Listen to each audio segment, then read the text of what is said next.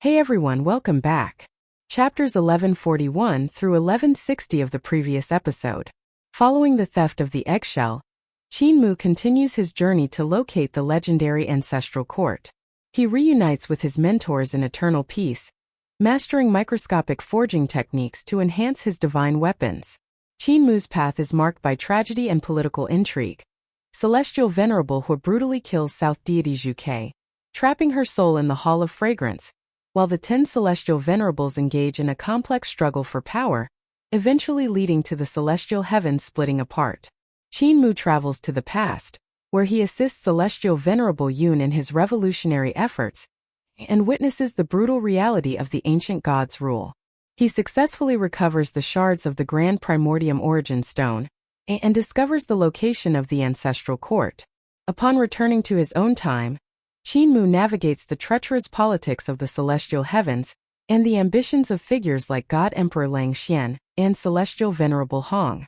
His journey culminates in the Grand Extremes Mine, where he confronts the Tao of Yin and Yang, eventually mastering a powerful new divine art that bridges the gap between his cultivation and the apex of power. Throughout this period, Qin faces constant threats from the 10 celestial venerables and the Grand Emperor, relying on his wits, the glassy sky pagoda, and his allies to survive. If you're able to, please support me on PayPal to help me stay active. Thank you. Now let's get back to the story of Tales of Hurting Gods audio series. Chapter 1161, Forming Good Karma. On the sacrificial altar of the Grand Extremes Mine, there were black and white qi flowing around the divine egg. They swirled slowly, and an extremely strange pattern appeared on the outer wall of the eggshell, as though it was communicating with Qin. The patterns that appeared on the eggshell looked like words, but every word was circular and had a clear contrast between black and white. Some were more black, some were more white. Each word had a different pattern and all meant different things.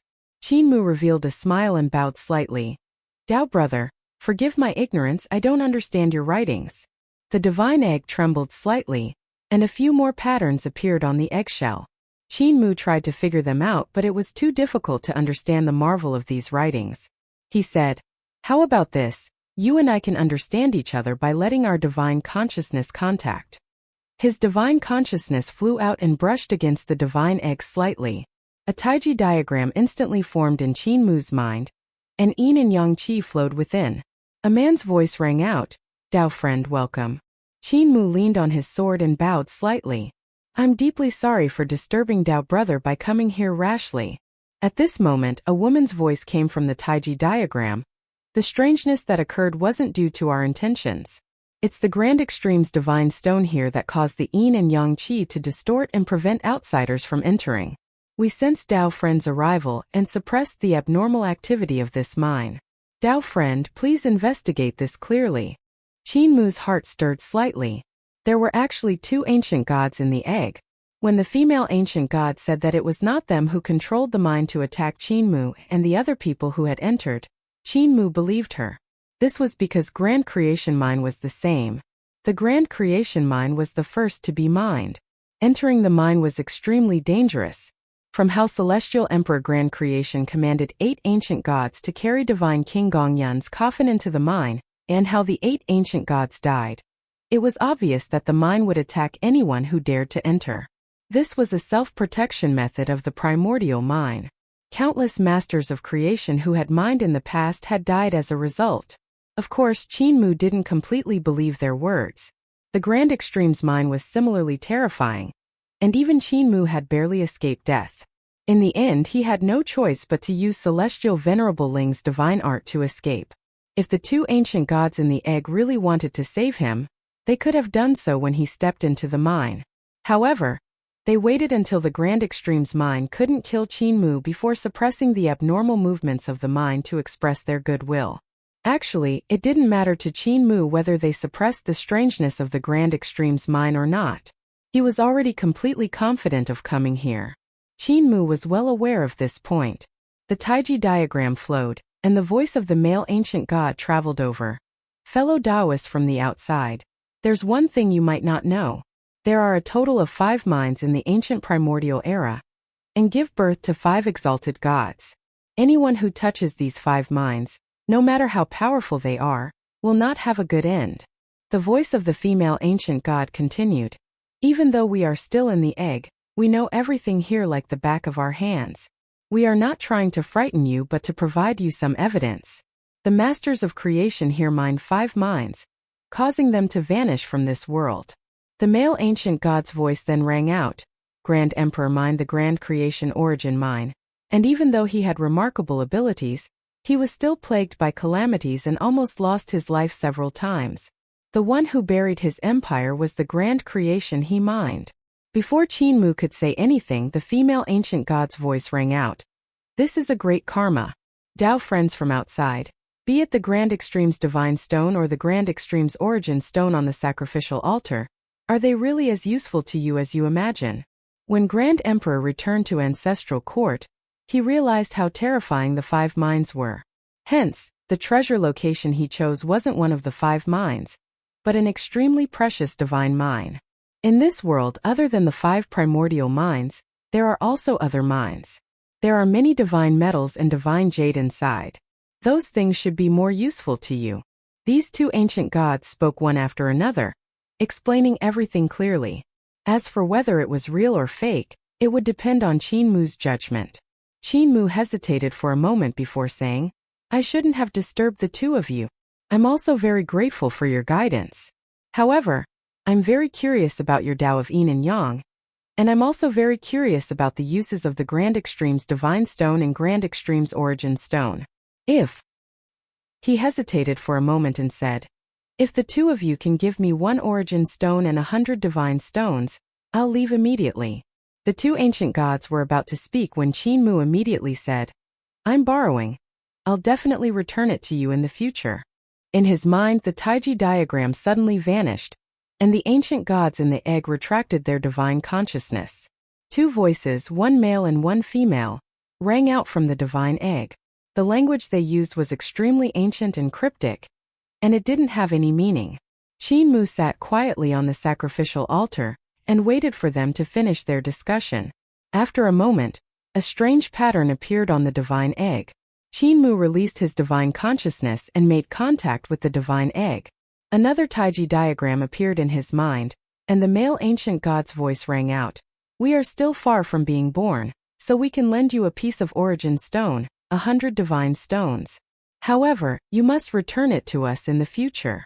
If you don't return it, you will definitely suffer calamity in the future. That female ancient god said, as for our Tao of Yin and Yang, you don't need to ask us. You can comprehend it yourself. The Grand Extremes Origin Stone will let you comprehend the marvel of Yin and Yang life transformation. Qinmu gave his thanks, and among the 8 origin stones surrounding the divine egg, one of them suddenly loosened and rolled in front of him. Qinmu picked up the stone and examined it in detail. Unlike the Grand Creation Mine, which only had 1 Grand Creation Origin Stone, this mine actually had multiple origin stones. Qinmu said, the 2 of you understand Ancestral Court well. Outside of the 5 great mines, what other mines are the most precious? Please guide me. The Taiji diagram rotated slowly. After a moment, the male ancient god said, if you leave this star field. Qinmu was astonished. Yes, this is the Grand Extreme Star Field. The male god continued. When you leave, you will understand. After you leave this star field, head north. With your speed, you will need to travel for about 10 days. After 10 days, you will see a black stump that covers an extremely vast area. Under the black wood is a unique treasure. It is the best treasure in Ancestral Court if you exclude the 5 mines. Qinmu gave his thanks and said, since both of you know Ancestral Court so well, may I ask where the ancient god in the Chaos Mine went? The 2 ancient gods in the egg spoke in unison, and their voices were filled with envy. They smiled and said, he has already achieved the Tao and is free. He has transformed into the great Tao of heaven and earth. No form, no qualities, no color, no smell, no division between gender, omnipresent and omniscient. He is the most talented among us. As soon as he was born, he was free from the restraints of his body, free and unbounded and coexisting with heaven and earth. He can transform into anyone, appear anywhere and in any era. On the other hand, We still need to absorb the power of the mind and undergo tribulations before we can be free of our body and become like him. Qin Mu's heart trembled violently. What realm is this? He composed himself and said, May I ask the two of you if you know who among the celestial venerables that entered ancestral court is Mistress Yuanmu? She's not here. The ancient gods in the divine egg said. There's no Mistress Yuanmu here. Fellow Taoists from outside. Let us give you another piece of advice before you leave. You have the aura of other Tao friends from the other minds on your body. Don't be entangled in too much karma, and you can still preserve your life. Qin Mu gave his thanks and turned to leave the sacrificial altar. He walked out of the mine and came to the center of the mine. Suddenly, pieces of Taiji divine stone fell off the wall of the mine. He picked up the divine stones and counted them. There were exactly 99 of them. In addition to the Taiji divine stone he had picked up, there were exactly 100 of them. The two primordial divine eggs on my body are treasures but also a ticking bomb. Qin Mu thought of the glassy sky pagoda and the egg of grand beginning and had a headache. How should he deal with these two eggs? The ancient god egg within in glassy sky pagoda as well as grand beginning's egg had come into contact with many external affairs. The two eggs had been dug out early and Qin Mu's keen senses told him that these two ancient god eggs were no longer pure. The ancient god egg that grants every request within the glassy sky pagoda was a treasure dug out by the Xian clan.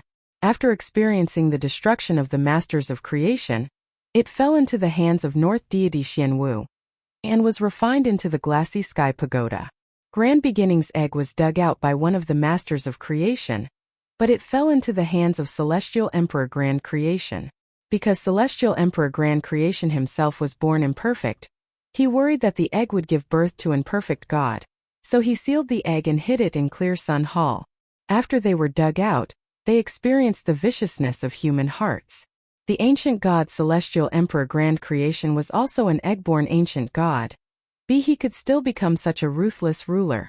Therefore, Qin Mu felt that the ancient gods in the two eggs cannot possibly be as indifferent as the two ancient gods in Grand Extreme's mine, nor can they be so transcendent as the ancient god of the Chaos mine. Whenever the two ancient god eggs communicated with each other, they always stopped in the presence of Qin Mu. It was obvious that they were plotting something. Soon, I will be able to decipher the Tao language of Grand Beginning's egg. At that time, I will be able to decipher the language of the ancient god egg within the glassy sky pagoda from their conversations. Once I decipher both Tao languages, I will know what they are talking about. Qin Mu walked out of the mine in large strides and temporarily put aside the matter of how to deal with the two ancient god eggs. He quickly went down the mountain and summoned the dragon Qilin and Yenna. Let us leave this place. The dragon Qilin and Yenna asked in astonishment. Cult master, young master, what kind of treasure ground is this? Why are you giving up? Qin Mu took a glance at the void beast beside him and said with a smile, heavenly resources and earthly treasures, the blessed can gather and the virtuous can obtain. My fortune isn't good enough. If I forcefully occupy this place, I will definitely be harmed. Dragon Qilin and Yenna were both puzzled.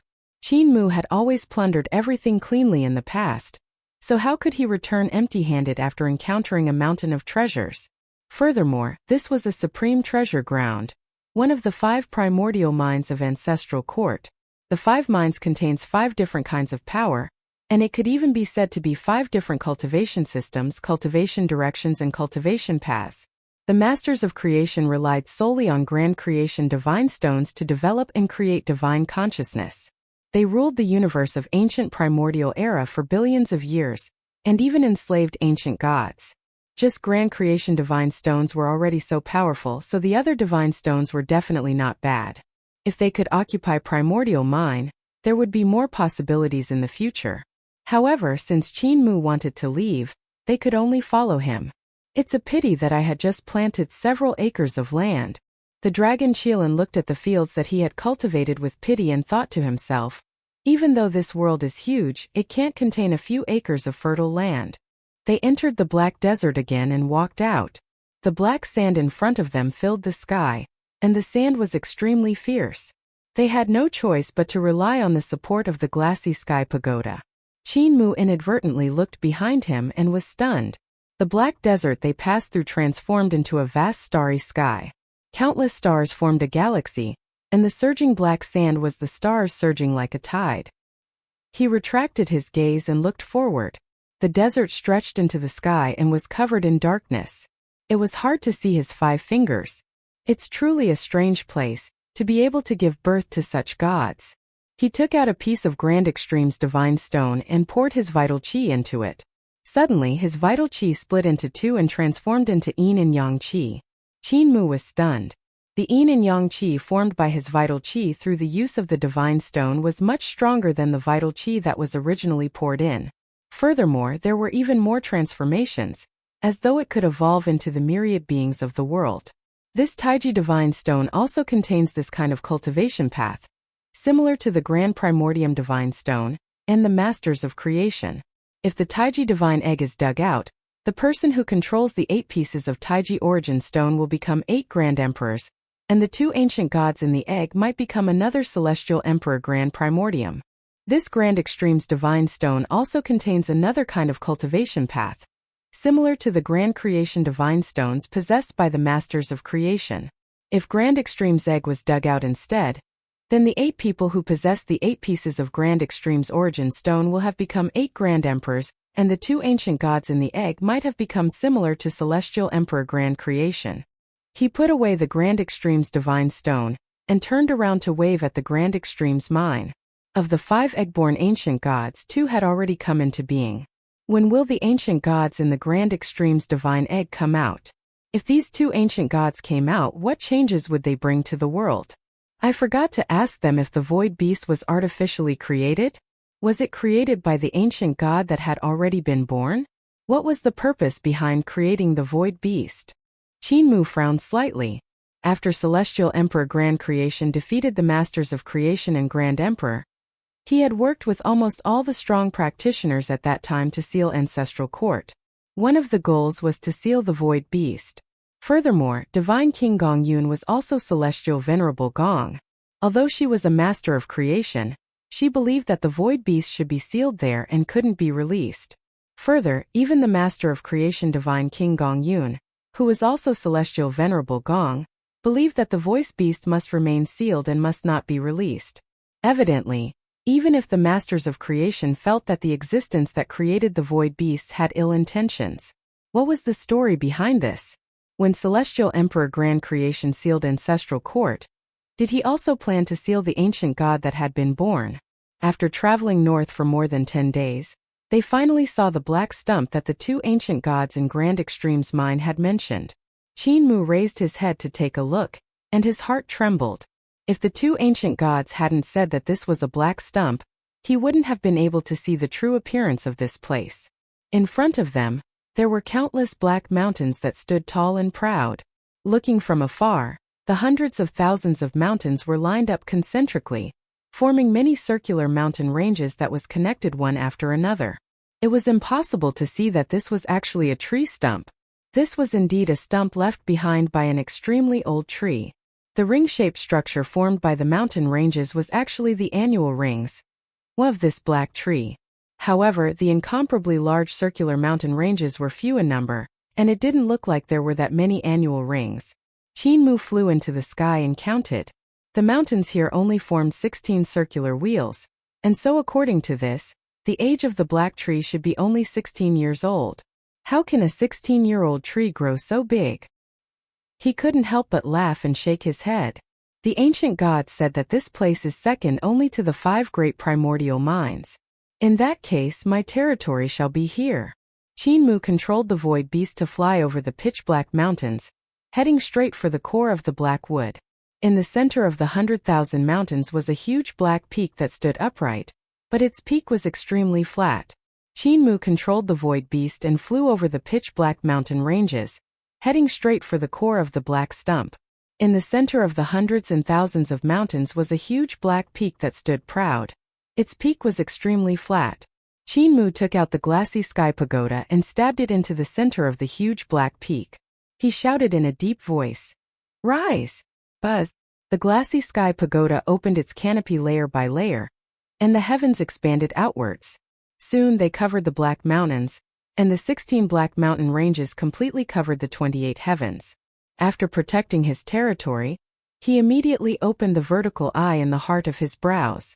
Through the visualization of the masters of creation, he created a palace. At that moment, the dragon Chilan's voice rang out. Cult Master, this black mountain also has annual rings. Qin Mu's heart stirred and he walked over. He saw a tiny earth count lying on the ground and counting the years on this big black peak. He had already counted to a few thousand years. These are really annual rings. Qin Mu was astonished. Tiny earth count had already counted to 3,000, but he had only taken 2 steps. Meanwhile, the entire Black Mountain was several hundred miles long and wide. It was unknown how long it would take to count it all. Qin Mu's heart trembled violently, and he looked at the markings of the Black Mountain in a daze. His mind was blown. This black tree is only 16 years old. What does 1 year mean in this case? How long is 1 year for this tree? The dragon Chilan measured the length of Big Black Peak with each step, and calculated how many rings there were in each step.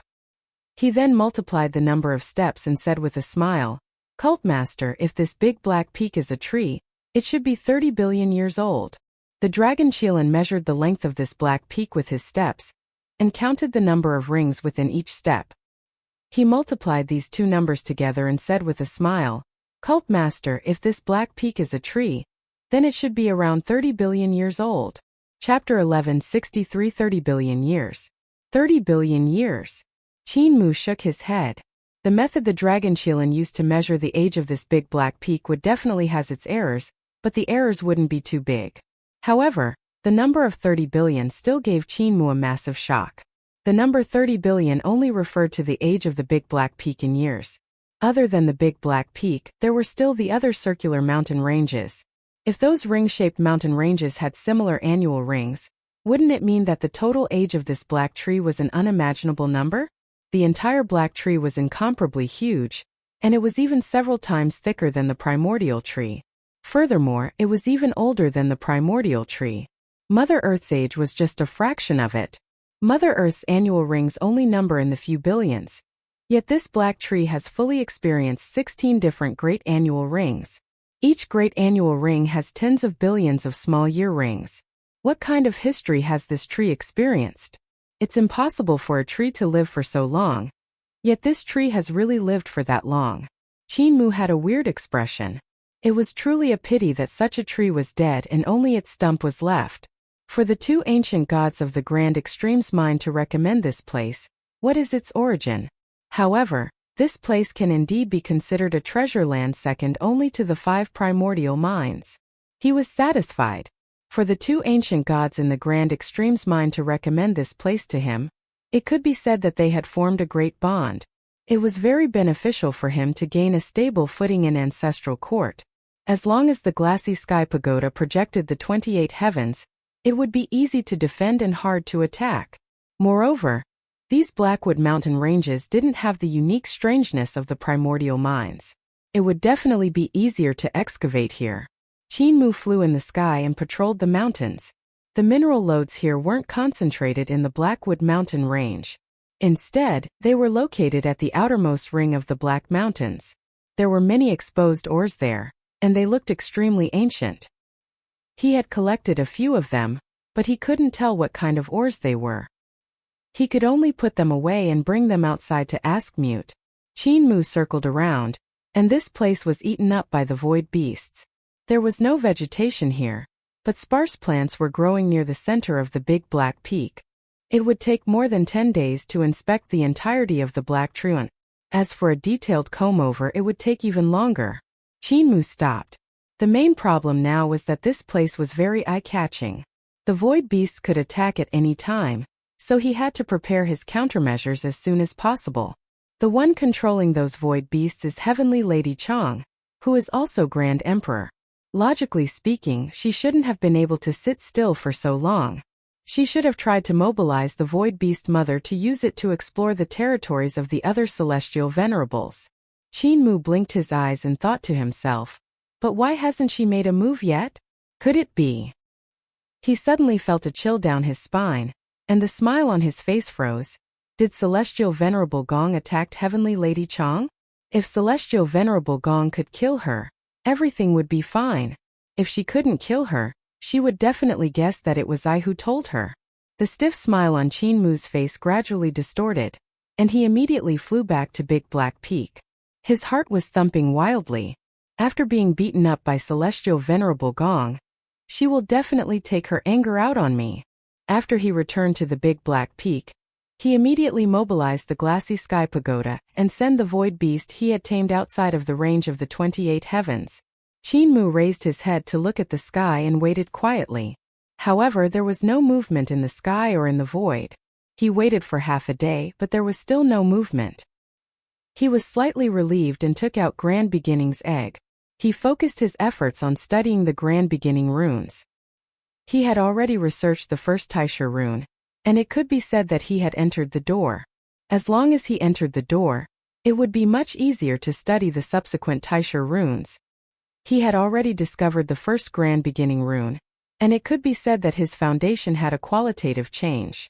As long as he can grasp the first rune, it would be much easier to decipher the subsequent Grand Beginning runes. After 10 days of peace, the void beast still didn't attack. Qin Mu felt at ease and thought to himself, the longer it is delayed, the better. So long as the other celestial venerables want to leave, they will come and find me. By then, even if Heavenly Lady Chang wants to kill me, I'll be safe. He couldn't help but mutter. 10% of Celestial Venerable Gong's divine stone is truly expensive. At that moment, Heavenly Lady Chang's clothes were disheveled, and she was covered in injuries. She had escaped from the mine of the Exian clan in a sorry state. Her face was bruised, and she was clearly beaten up badly. Celestial Venerable Gong was still chasing after her. Heavenly Lady Chang flew into a rage and shouted, "Only Grand Creation and that youngster Celestial Venerable Mu know my identity. Grand Creation and I are in a careful balance. If he reveals my identity, I can also reveal his. He won't be the one who betrayed me. In that case, it can only be that scoundrel Qin Mu. You're really courting death. You keep teasing a tiger's whiskers." Her divine consciousness burst forth, and the void beast mother that was residing in the 19th void instantly stood up as if she had received an order. She shook her incomparably huge body and roared furiously. At this moment, all of the celestial venerables in Ancestral Court felt tremors coming from the depths of the void. They walked out of their palaces and looked up. However, a huge eye suddenly appeared in the sky. It was a several hundred kilometers long, and its eyelids slid down. A huge eyeball appeared and rolled around. Next, popping sounds came from the sky as huge eyes popped out one after another. They felt incomparably evil and looked like mushrooms that had popped out after heavy rain. Soon they filled the sky. Other than that, on the ground, in the rivers, lakes, and seas, countless eyeballs also appeared. Other than that, countless eyeballs also appeared on the ground, and in the rivers, lakes, and seas. The celestial venerables sneered and didn't mind. Although the void beast was powerful, it was still far inferior to celestial venerates like them. They weren't afraid of it at all. They were also determined to get rid of the void beast mother. However, the void beast mother was hidden in the 19th void, so their divine consciousnesses weren't strong enough. They weren't like the masters of creation who specialized in cultivating divine consciousnesses. They also couldn't bring their corporeal bodies through the void. If their primordial spirits entered the 19th void, it would be too dangerous. However, as long as the void beast mother appeared, they could easily get rid of her. In the sky, on the ground, and in the waters, countless void beasts emerged. The void beasts in the sky flapped their wings and flew in the sky. On the ground, the 6 legs of the void beasts sprinted frantically. Other than that, there were also huge void beasts shuttling through the void. Almost all of the void beasts moved at this moment and rushed in the same direction. And that direction was the north of Ancestral Court. Even the void beasts who were working hard to tear the crack in the sky even wider loosened their claws and fell down. They twisted their bodies as they fell, and their 6 limbs spread out their membranes to slice through the sky. The north should be. In the Great Lake, Celestial Venerable Hong raised his head and revealed a look of astonishment. The Great Black Mountain. That place is extremely desolate. It's the most sinister place in Ancestral Court. Even the masters of creation of the ancient primordial era didn't dare venture there and avoided it. For these void beasts to run there, could someone have run there? None of the 10 celestial venerables are fools. They can all see how terrifying the Black Mountain is, so they won't choose it. His expression changed slightly, and he stomped his feet. Crap! I know who went to the Black Mountain. Only that brat is so daring. Chapter 1164 Void Beast Invasion. Back then, Heaven Duke had also lived in Ancestral Court for a long time, so he knew a lot about it. There were too many strange legends about the Black Mountains in the ancient primordial era. Some said that it was the ashes left behind by the destruction of the previous universe, while others said that there was a devil king there that could destroy the entire universe. There were masters of creation who attempted to explore that place. However, no matter how many people went there, they never came back. Heaven Duke had also tried to explore the Black Mountains of Ancestral Court in the past, and came to a conclusion that made blood run cold. The universe had already been destroyed 16 times. And the Black Mountains was actually a single tree that could prop up all things in the universe.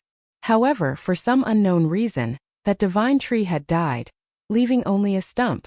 It should have died during the destruction of the previous universe, leaving behind endless fantasies for the future generations. However, when Heaven Duke was exploring the Black Mountains back then, he saw many extremely strange scenes that made him shudder, and he had avoided going there since. According to his knowledge, Earthcount had also been to the Black Mountains. However, when he asked Earthcount what he had seen there, Earthcount kept it a secret and did not want to discuss it with him. Among the celestial venerables that had entered Ancestral Court, who would be so daring as to take the huge Black Mountains for themselves? Celestial Venerable Hong knew who this person was without even thinking. I don't even need to look at his face to imagine the scene of this little rascal courting death. Although Celestial Venerable laughed, his face was pale.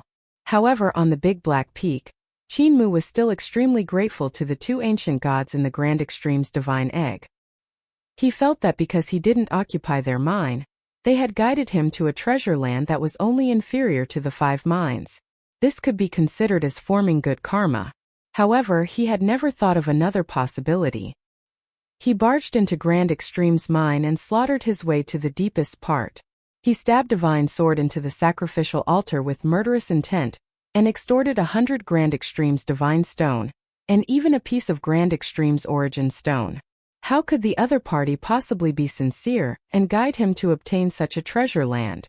It must be because they can't wait for him to die so that they could take back the Grand Extreme's Divine Stones and the Grand Extreme's Origin Stone. Over the past 10 days, Qin Mu had researched 4 Grand Beginning runes, and his research speed became faster. He thought to himself, in less than half a year, I will be able to decipher all the runes on Grand Beginning's egg. Then, I can lure Grand Beginning's egg to talk to the ancient god egg in the glassy sky pagoda. And that will allow me to be able to get a clear understanding of the runes of the ancient god egg in the glassy sky pagoda. He was full of confidence and was about to continue studying when he suddenly felt something. He waved his hand, put away the egg and stood up. The dragon Qilin walked over quickly with a flustered expression. Cultmaster, Yenner and I have encountered something strange. Qin Mu raised his hand and said, I already know, there's no need to say any more. The void beasts are coming. He quickly came to the center of the big black peak, where the jade pillar of the glassy sky pagoda was. The jade pillar was like a mountain, and it was indomitable. The dragon Qilin opened his mouth, but just as he was about to continue, he saw a vast number of void beasts, which appeared to have covered the sky and earth, rushing over. He immediately swallowed his words. Yenner brought Tiny Earthcount over, and planned to tell him about her experience with the dragon Qilin. However, she didn't dare to disturb Qin Mu. Young Master probably doesn't know that the weird event we are talking about isn't about the void beasts, but is about this big black tree. Yenner had a worried expression. Qin Mu looked at the void beasts that flooded over and smiled. If Celestial Venerable Chong didn't make a move personally, would the void beasts be able to do anything to me? The first batch of void beasts crashed into the outermost layer of heavens. The void beasts vanished the moment they crashed into the first heaven as they dived into the void. In the next moment, they appeared near the various treasures hanging in the first heavens.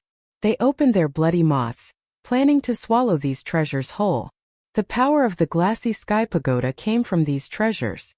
The two deities of the Black Tortoise had too many treasures to process, and because the refinement techniques back then were crude, the powers of each treasure wasn't at its peak. When the treasures of the various heavens of the glassy sky pagoda burst forth, it contained the power to destroy heaven and earth. However, the power of a single treasure wasn't particularly impressive. The void beasts could even swallow the heavens. When hundreds of void beasts invaded the heavens, they could swallow the sun, the moon, and even the great continents whole. However, the void beasts didn't have much intelligence and only relied on their instincts to do things. If no one was controlling them, the intelligence of these huge beasts would only allow them to randomly collide, destroy, and swallow. With Heavenly Lady Chang controlling the Void Beast Mother in secret, the Void Beast Mother could mobilize tens of thousands of void beasts. These void beasts were equivalent to a terrifying army. Wherever they went, all will be exterminated. Now it was Heavenly Lady Chang who had secretly instructed the void beasts to attack the treasure of the first heaven. Qinmu sneered and bowed. The first heaven immediately transformed into the second heaven, while the second heaven transformed into the first heaven. More void beasts flooded over and rushed into the new first heaven. At this moment in the other heavens, all kinds of treasures shone brightly. Before the void beasts could swallow the treasures of the second heaven, thousands of terrifying rays of light rippled and the combined powers of thousands of treasures swept away all the void beasts that had rushed into the second heaven. Countless huge corpses fell from the sky into the pitch-black mountains below. Heavenly Lady Chang, let's see if your formation is more powerful, or if my formation can establish a path. Heavenly Lady Chang, let's see if your troop's formation is more powerful, or if my formation can withstand. Qinmu was full of heroism as he laughed loudly. He focused his attention on controlling the various heavens, borrowing the strange ability of the ancient god egg to fulfill every request. He utilized the precious treasures of the various heavens and activated the power of the precious treasures. The order of the 28 heavens changed continuously, dazzling everyone's eyes. The power of all kinds of treasures burst forth, and all kinds of lights flashed. All kinds of Tao arts transformed into Tao markings that could be seen with the naked eye, and they rushed in all directions, slicing the void beasts, splitting them apart, piercing their heads, slicing them into pieces, or blowing them up on the spot. In the heavens, corpses fell like rain, piling up the 15 rings of the black tree. Only the big black peak was left untouched. This was Qinmu using Eternal Peace's formation path to rival a terrifying existence like Grand Emperor. The collision between knowledge and knowledge was marvelous. In terms of military formation, Qinmu couldn't unleash the full potential of the glassy sky pagoda. If he wanted to fully unleash the power of the number one treasure in the world to its maximum, he would have to mobilize an army of hundreds of thousands to set up formations around the precious treasures of the various heavens and borrow the formation to kill the enemies. Now that he was alone, he couldn't split himself into hundreds of thousands of gods and devils, so he could only rely on the basic power of this supreme treasure to fight against the Void Beast.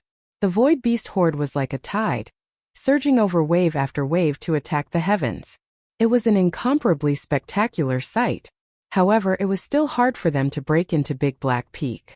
Countless corpses fell to the ground and gradually filled up the countless valleys of the Big Black Tree. The corpses piled up higher.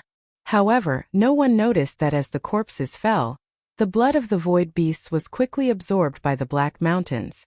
Not a single drop of blood was left, and soon, the corpses of the void beasts became dry corpses.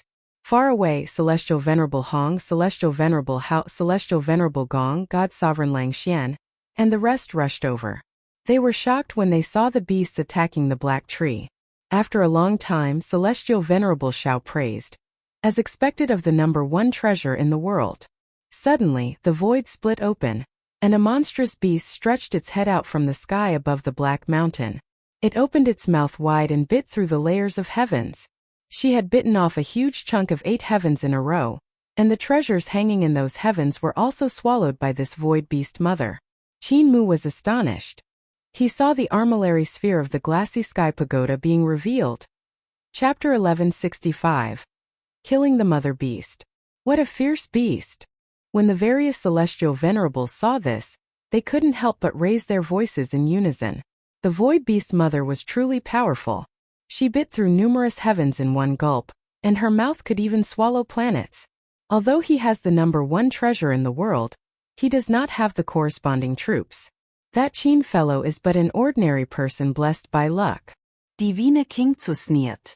After the huge void beast bit through the 8 heavens, huge beast eggs fell like rain from the holes in the void. It was as if a meteor shower had descended on the various heavens of the glassy sky pagoda. Rays of light flashed past and crashed into the heavens. When the void beast eggs landed on the ground, they immediately split open. The void beasts crawled out from the eggs one after another, roaring towards the sky as they pounced towards the treasures in the various heavens. Truly a world-destroying power. The celestial venerables exclaimed in unison. God Sovereign Lang Xian said, "One strike could pierce through 8 heavens. Even many emperors' throne realm practitioners may not have such powerful strength. This time Celestial Venerable Mu cannot keep his territory safe. Yet he must not die." All the Celestial Venerables said, "If we work together, we can open the seal of Ancestral Court, but these void beasts are hard to defend against. Even if one of them escapes, it will be a huge problem. We still need Celestial Venerable Mu, who can bring us out without disturbing the seal of Ancestral Court." Just as they said that, they saw Qin Mu reverse the 28 heavens to protect the armillary sphere. This was a forced action. If Qin Mu could use tens of thousands of gods and devils to set up the formation, he would be able to utilize the power of great treasures of the various heavens and repair the inflicted damage immediately. However, he was only one person, so he could only reverse the heavens and shift the damaged heavens towards the inside, temporarily blocking the opening. He had no time to deal with the smaller void beasts that had infiltrated the 28 heavens. Countless small void beasts pounced on the treasures and opened their mouths to chew on them. Qin Mu bowed to the jade pillar of the clear sky pagoda, and the light from the treasures shone brightly, piercing countless void beasts into pieces and even vaporizing them. However, the adult void beasts had already rushed into the heavens and started to devour the treasures whole. The void beast mother descended once again and stretched out half of her incomparably huge body from the 19th void. She stretched out her sharp claws and tore apart the heavens layer by layer. The moment the heavens were torn apart, her own head followed closely behind. Her eyes rolled upwards, covering her huge pupil. She opened her mouth wide and swallowed the armillary sphere. The void beast mother's intelligence wasn't that high, and she wasn't much smarter than the regular void beasts. However, it was Grand Emperor who was controlling the void beast mother and the void beast hordes, and he was an extremely intelligent being. After observing, he realized that the armillary sphere was the core of the number one treasure in the world, the glassy sky pagoda. That was why the void beast mother focused in dealing with the armillary sphere, intending to completely cripple this precious treasure. Just as the void beast mother was about to swallow the armillary sphere, Qin Mu suddenly had a thought. He mobilized the position of the heavenly ball and made it sink from the 8 heavens of the earth to the 9th heaven. Just as the void beast mother was about to swallow the armillary sphere, Qin Mu suddenly mobilized the armillary sphere with a thought. The sphere sank from the 8th heaven to the 9th heaven. The void beast mother stretched out another portion of her body and continued chasing into the 9th heaven. However, the armillary sphere sank down to the 10th heaven. The void beast mother continued into the 10th heaven, and the armillary sphere sank back down to the 11th heaven. The void beast mother followed closely behind, unwilling to part with it. Soon, she ended up in the 18th heaven, and her entire body was about to be fully revealed from the 17th void. Right at this moment, Qin Mu suddenly changed the formation of the heavens. The 28 heavens revolved frantically, and the 28 heavens were like ebbing lava. Countless void beasts that had barged into the heavens were thrown into a daze. Unable to stand still, they were flung away from one treasure after another. "Stop!" Qin Mu gave a loud shout, and the 28 heavens suddenly stopped spinning. Countless void beasts crashed into the barriers of each heaven, smashing the barriers into pieces. Qin Mu bowed and shouted, "Treasure, please slaughter my strong enemies." The 28 heavens were about to be destroyed, and precious treasures were about to fall from the heavens one after another. At this moment the armillary sphere suddenly trembled, and a boundless power burst forth.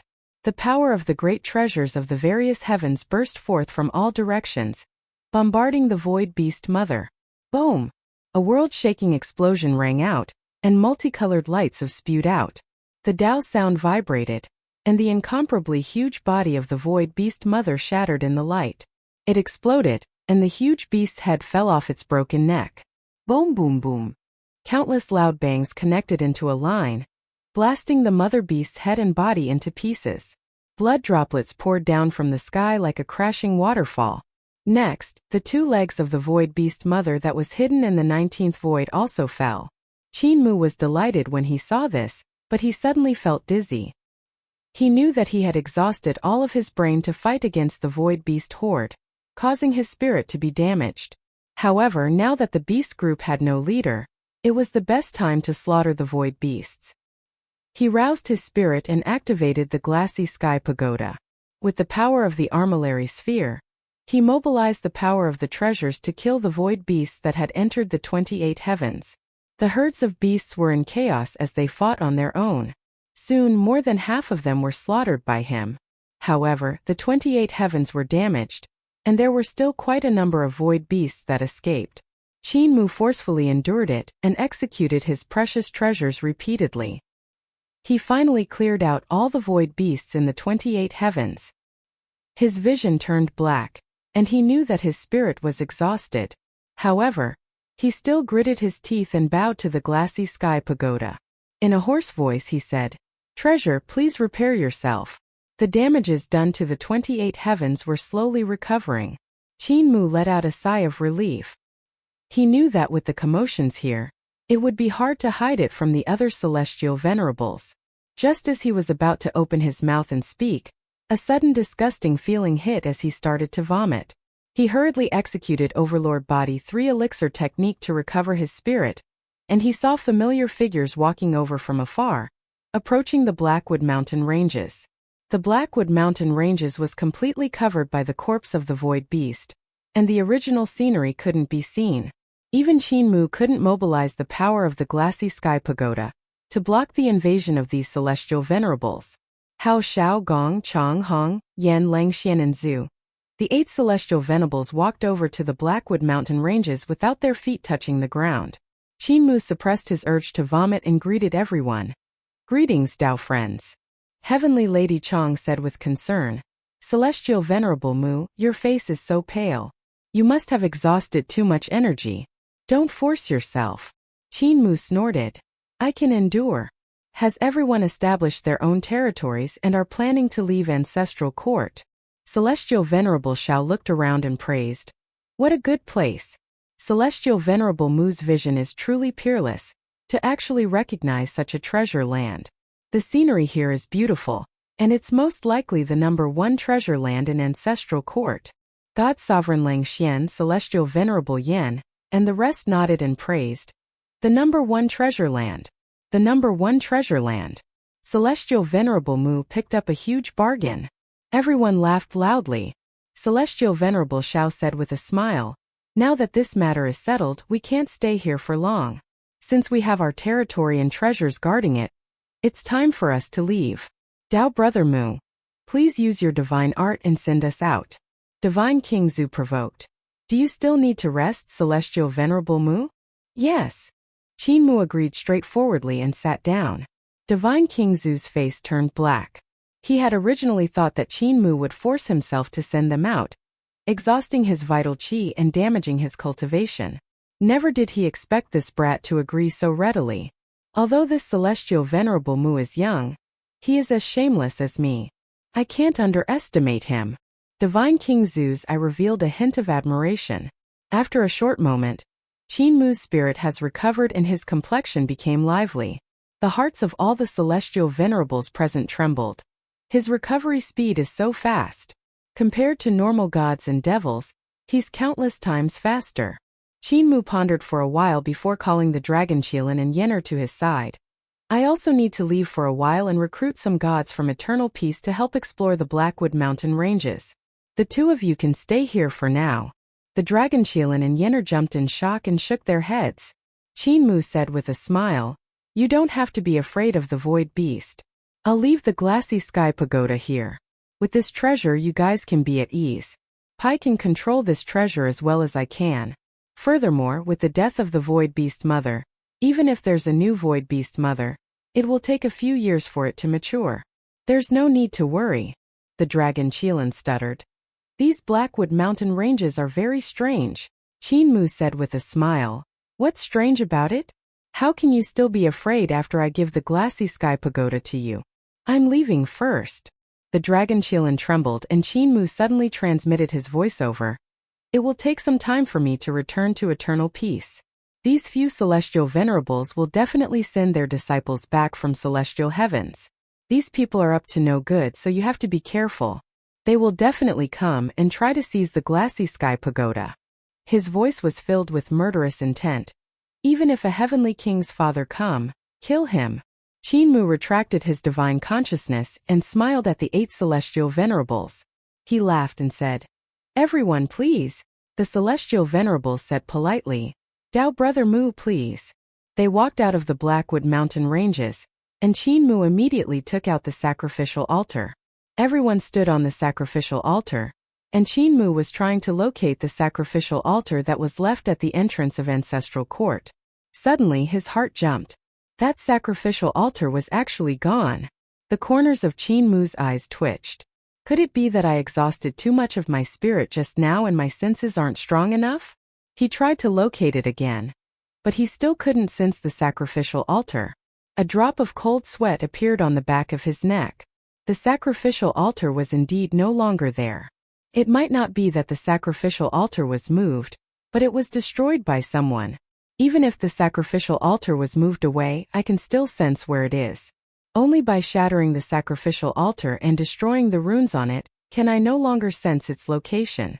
Droplets of cold sweat rolled down the back of his neck. A smile hung on Qin Mu's face and his smile slowly froze. The reason he was able to survive in Ancestral Court was because he had the ability to bring the 8 celestial venerables out of Ancestral Court. Now that he had lost his ability, how was he going to preserve his life? Heavenly Lady Chang coughed and asked, Dao Brother Mu, when can we leave? The gazes of the other celestial venerables also landed on Qin Mu's face, and they revealed puzzled expressions. Qin Mu laughed loudly, and the people on the sacrificial altar also laughed. Only Celestial Venerable Hao and Divine King Zhu had no expression on their faces. Qin Mu's hearty laughter gradually became softer as he said seriously, We can't leave anymore. Someone has destroyed the sacrificial altar outside. The smiles on everyone's faces slowly faded. God Sovereign Lang Xian said indifferently, Celestial Venerable Mu isn't joking, right? Qin Mu said with a straight face, How would I dare to joke about this? The only reason why I was able to survive in Ancestral Court was because I had the ability to bring you in and bring you out.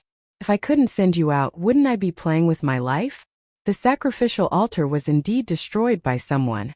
If I'm not wrong, the person who destroyed the sacrificial altar was the 11th Celestial Venerable of Celestial Heavens.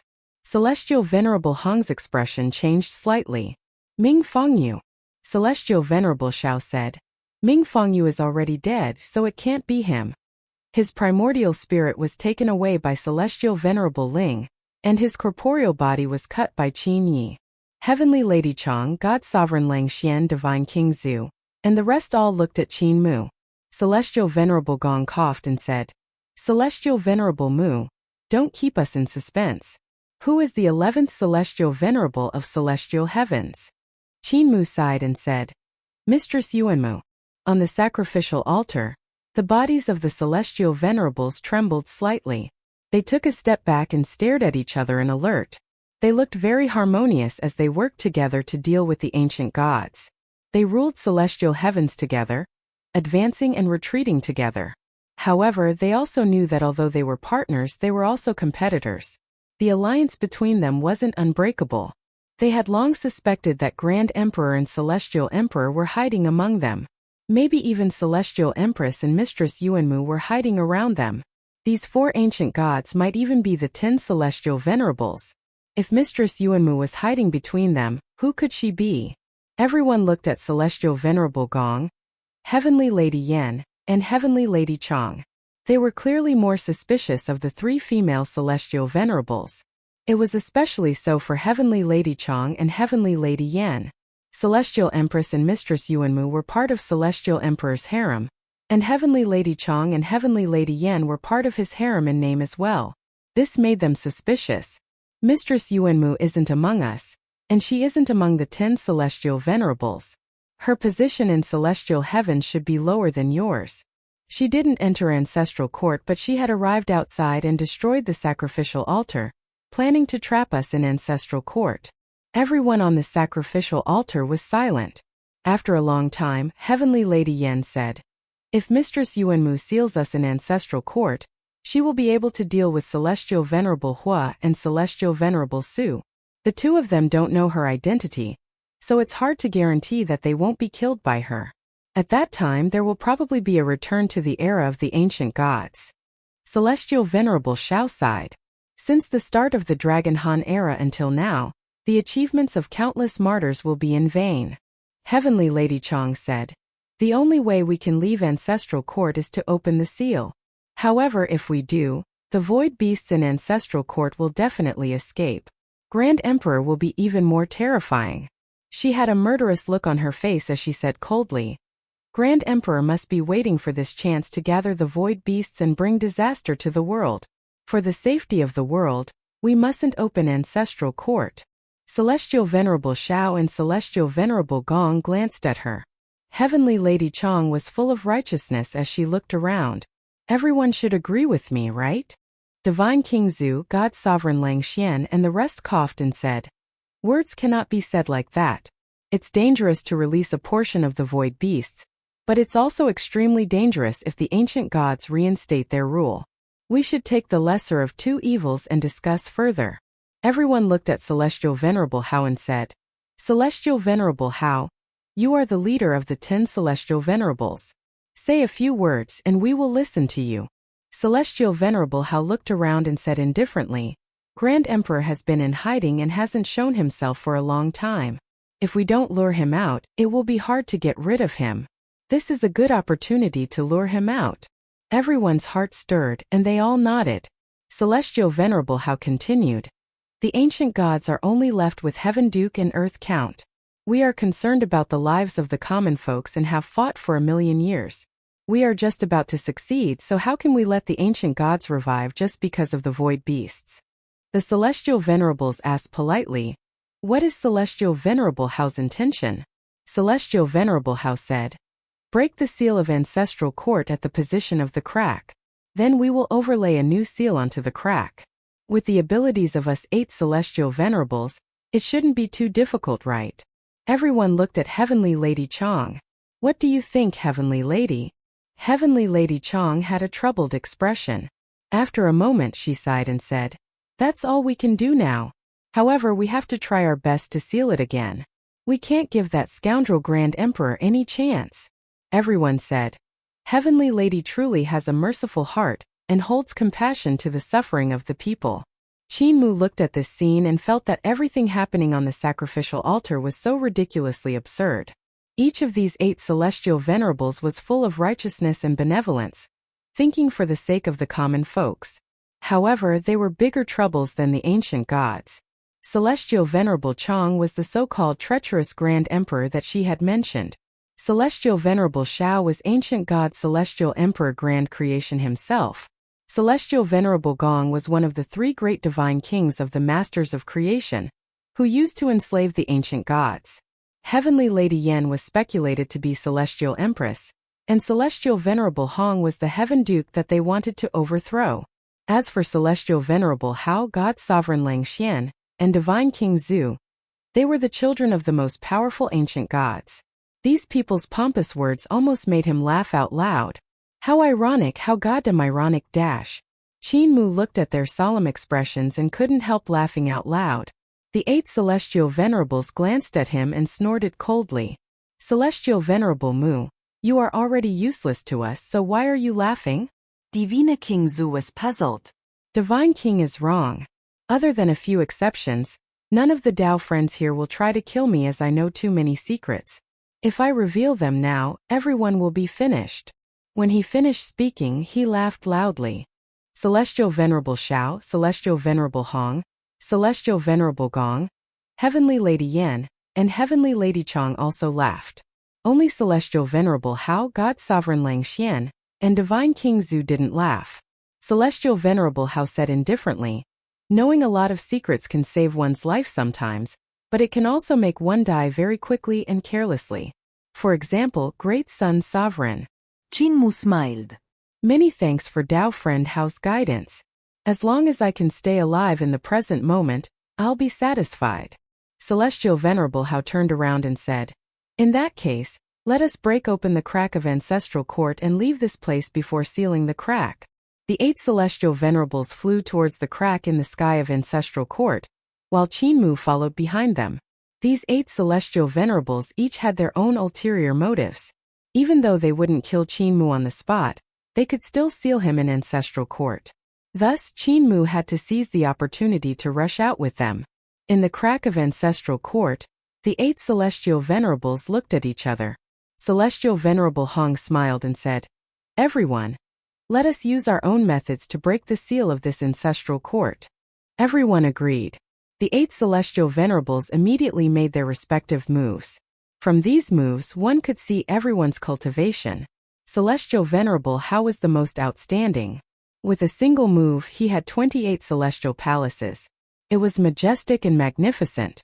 Next was God's Sovereign Lang Xian, who had a total of 26 celestial palaces. They were interconnected and formed a celestial heavens. Celestial Venerable Hong had 25 celestial palaces. Heavenly Lady Chong and Heavenly Lady Yan had 24. While Celestial Venerable Shao had 20. Divine King Zhu and Celestial Venerable Gong had 18. Qin Mu took it all in. Even though the number of celestial palaces represented the cultivation of everyone, Qin Mu didn't believe a single one of the 8 Celestial Venerables. Even if Celestial Venerable Hao had consistently shown that he had 28 celestial palaces, he still didn't believe it. Celestial Venerable Hao could be considered an honest person among the 8 Celestial Venerables, but this honesty is only relative to the 10 Celestial Venerables. Which one of them wasn't a witty old fox? The number of celestial palaces they displayed were only the number of celestial palaces they wanted their opponents to know. Even if one of them revealed 35 celestial palaces in one go, Qin Mu wouldn't be surprised at all. The 8 Celestial Venerables executed their own divine arts, and the divine arts they used were actually the divine art systems of the ancient gods. The divine arts used were all using Tao Ancestors' path of algebra to form the great Tao of each ancient god. Qin Mu didn't believe it at all. These 8 Celestial Venerables were all cunning and had already entered their path. Entered their Tao long ago. Their divine arts were definitely not the ancient gods' divine arts that were built on the foundation of the path of algebra, but rather the great divine arts that they had comprehended after they entered the path. The divine arts they had displayed were only to confuse others.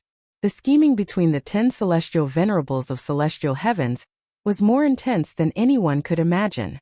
Even though the 8 Celestial Venerables didn't use their true abilities, they were still Celestial Venerables.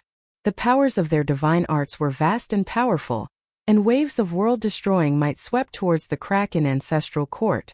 When these divine arts entered the crack, the backs of celestial heavens, the primordial realm, Xuandu Yudu, and the 4 extremities appeared from the crack to contend against their divine arts. At the end of the ancient primordial era, ancient god Celestial Emperor Grand Creation led all the gods in the world to seal Ancestral Court in an attempt to bury all the dishonorable history of Ancestral Court. He used the blood of the ancient gods and the great Tao of the ancient gods. With the addition of the backs of celestial heavens, the primordial realm Xuandu Yudu, and the other worlds, how terrifying was the seal. However, now that the 8 Celestial Venerables had joined forces, their abilities could completely contend with the gods of the past. In addition, they only wanted to create a passage out and not completely break the seal of Ancestral Court, so the task was even easier. The bodies of the 8 Celestial Venerables were majestic, and their corporeal bodies grew larger. Even the 20-odd celestial heavens floating behind them didn't seem as astonishing. The divine light behind their heads formed a wheel that slowly rotated. All kinds of divine arts leaped out from the wheel of light and opened up the cracks. They flew forward and went deeper into the seal, getting closer and closer to breaking out of Ancestral Court. Qin Mu followed behind them and turned back to look. He saw huge eyes appearing in the sky and land of Ancestral Court, looking at them greedily. It was a void beast. The void beast mother was killed by Qin Mu in the glassy sky pagoda. Before a new one was formed, the void beasts had no leader. Without the mother beast, Heavenly Lady Chang couldn't mobilize so many void beasts at once. These void beasts were ownerless and filled with greed for the outside world. Because of their fear of Qin Mu and 8 celestial venerables, they didn't dare to go forward. When Qin Mu and 8 celestial venerables were about to leave ancestral court, the void beasts finally walked out of the void and flew towards the crack. Finally, the 8 celestial venerables broke through the seal, and Divine King Zu's eyes sparkled. He was about to send Qin Mu back to ancestral court when a light flashed. Qin Mu executed his teleportation divine art and teleported out. Divine King Zu immediately gave up on this idea and praised in his heart, "This brat can seize every opportunity he got. If he had grown up with us back then, Celestial Venerable How might not necessarily have become the leader among the 10 Celestial Venerables." He looked hot-headed, but he was actually careful and full of praise for Qin Mu. Everyone stepped out of ancestral court, and the 8 Celestial Venerables immediately executed their own seals to seal the cracks of ancestral court. Heavenly Lady Yen smiled. "Dao Brother Mu, you are the most senior in the Heavenly Alliance, so you should also add a seal." Heavenly Lady's orders, how would I dare to disobey? Qin Mu took a step forward and said righteously, "For the sake of the people in the world, I shall do my best to prevent the devils in ancestral court from escaping." He cast a seal and sealed ancestral court with the 8 celestial venerables. God Sovereign Lang Xian purposely deflected his seal and destroyed more than half of Qin Mu's seal. The other celestial venerables followed suit, grinding Qin Mu's seal into an incomparably fine needle. Everyone laughed in unison. Celestial Venerable Mu's seal is like a nail stuck between our seals, just like how Celestial Venerable Mu is like a nail, securely nailed into celestial heavens and the Heavenly Alliance. Qin Mu also laughed loudly, and everyone laughed happily. When everyone was done laughing, they looked around and saw that the sacrificial altar Qin Mu had left outside ancestral court was indeed gone. Even the 2 celestial venerable treasure carriages and the 18 heavenly dragons had vanished without a trace. Only the faint aftermath of the divine art was left in the starry sky, giving people a terrifying feeling. Celestial Venerable Hao looked at Celestial Venerable Hong and said, "Dao brother, come and see who did this." Celestial Venerable Hong nodded and a wisp of demonic qi flew out. However, the demonic qi fused with the aftermath of the divine art and gradually changed, causing that person's figure to appear. The expressions of the 8 celestial venerables changed at the same time. The figure that appeared was none other than a divine weapon Celestial Venerable Yu. The person who had destroyed Qin Mu's sacrificial altar and completely wiped out the 2 celestial venerables' carriages and 18 heavenly dragons was none other than the incomparably powerful divine artifacts Celestial Venerable Yu. The number of divine artifacts Celestial Venerable Yu is limited. Even though the Patriarch Creation Palace has created many smaller divine artifacts Celestial Venerable Yu, up until now, only 10 had the power to destroy heaven and earth. God Sovereign Lang Xian's expression wavered, and he said in a hoarse voice, "And now there's the 11th one. Who exactly created this 11th divine artifact Celestial Venerable Yu?" "Of course it's Mistress Yuanmu." Celestial Venerable Gong looked around and said, "We can't find any traces here. Our treasure carriage and Celestial Venerable Mu's sacrificial altar seem to have been completely destroyed. Only Celestial Empress and her sister have such means." Heavenly Lady Yan and Heavenly Lady Chang nodded. Only Celestial Empress and Mistress Yuanmu's ruins of divine art can completely destroy matter. The 8 celestial venerables had worried expressions. Divine King Zu whispered, "But Mistress Yuanmu has already been killed by Celestial Venerable Ling." Everyone was silent. In celestial heavens, there was indeed a 11th celestial venerable. This celestial venerable was an ancient god born from the Tao, Mistress Yuanmu, who possessed the power to destroy matter. Qin Mu suddenly asked, "Could Mistress Yuanmu be Celestial Venerable Hua or Celestial Venerable Su?" Everyone was astonished. Qin Mu blinked his eyes and said, "Among the 10 celestial venerables, only the 2 of them aren't here. They are the biggest suspects." Celestial Venerable Hao coughed and said indifferently, "Celestial Venerable Mu, don't try to muddy the waters. They are leading the army of celestial heavens to attack the Great Void. They can't split themselves, so it can't be them. Qin Mu showed a faint smile and didn't say anything else. His goal was indeed to muddy the waters. Even if Celestial Venerable Hao said those words, it is difficult for his heart to not suspect Celestial Venerable Hua and Celestial Venerable Su. As long as he did, Qin Mu's words wouldn't be useless. Troubled times. Celestial Venerable Hong sighed with disappointment and sorrow, sighing ruefully. These ancient gods are dead but not gone. When can we fully remove them and return peace to the common people? Sai, let's go. His sleeves fluttered in the wind as he escaped into the distance. The other Celestial Venerables also left, leaving Qin Mu there. Qin Mu's face was black as he hurried on his way. The starry sky was vast. Even though his speed wasn't slow, he was still much slower than these Celestial Venerables. His body transformed into a stream of light, and after sprinting for several months, he finally met the first star. If I use my 2 legs to travel, I'll probably need over 10 years to return to celestial heavens. Qin Mu composed himself and suddenly remembered that he still had a lantern that Celestial Venerable Yu had given him. His heart stirred slightly. Celestial Venerable Yu established her path using the art of space, and became a first-generation Celestial Venerable. Perhaps her lantern may hold some secrets. He took out the lantern and held it in his hands. His dense vital qi stimulated the lantern. Whenever the lantern's light shone, the starry sky would shrink under his feet. Under the illumination of this light, the sun in the distance also became incomparably small, as if it could be crossed with a single step. Qin Mu was stunned. He tried to take a step forward and saw that he had crossed this solar system in a single step. After taking dozens of steps, he had crossed a nebula. This divine art, worthy of the title Celestial Venerable. He carried the lantern and walked forward. As he walked through the boundless galaxy, he couldn't help exclaiming endlessly in admiration. The lantern that Celestial Venerable Yu gave him was indeed a treasure worthy of a Celestial Venerable. It was truly admirable. Celestial Venerable Yu's divine arts is so remarkable, so what caused her legs to be crippled? Why can't she be cured? Qin Mu was bewildered. He then remembered the painting that Celestial Venerable Yu had given him. That painting had been drawn by Qin Mu and given to Celestial Venerable Yu. In the Peach Forest, Celestial Venerable Yu had given that painting to him. I still have 2 more chances to return to the past.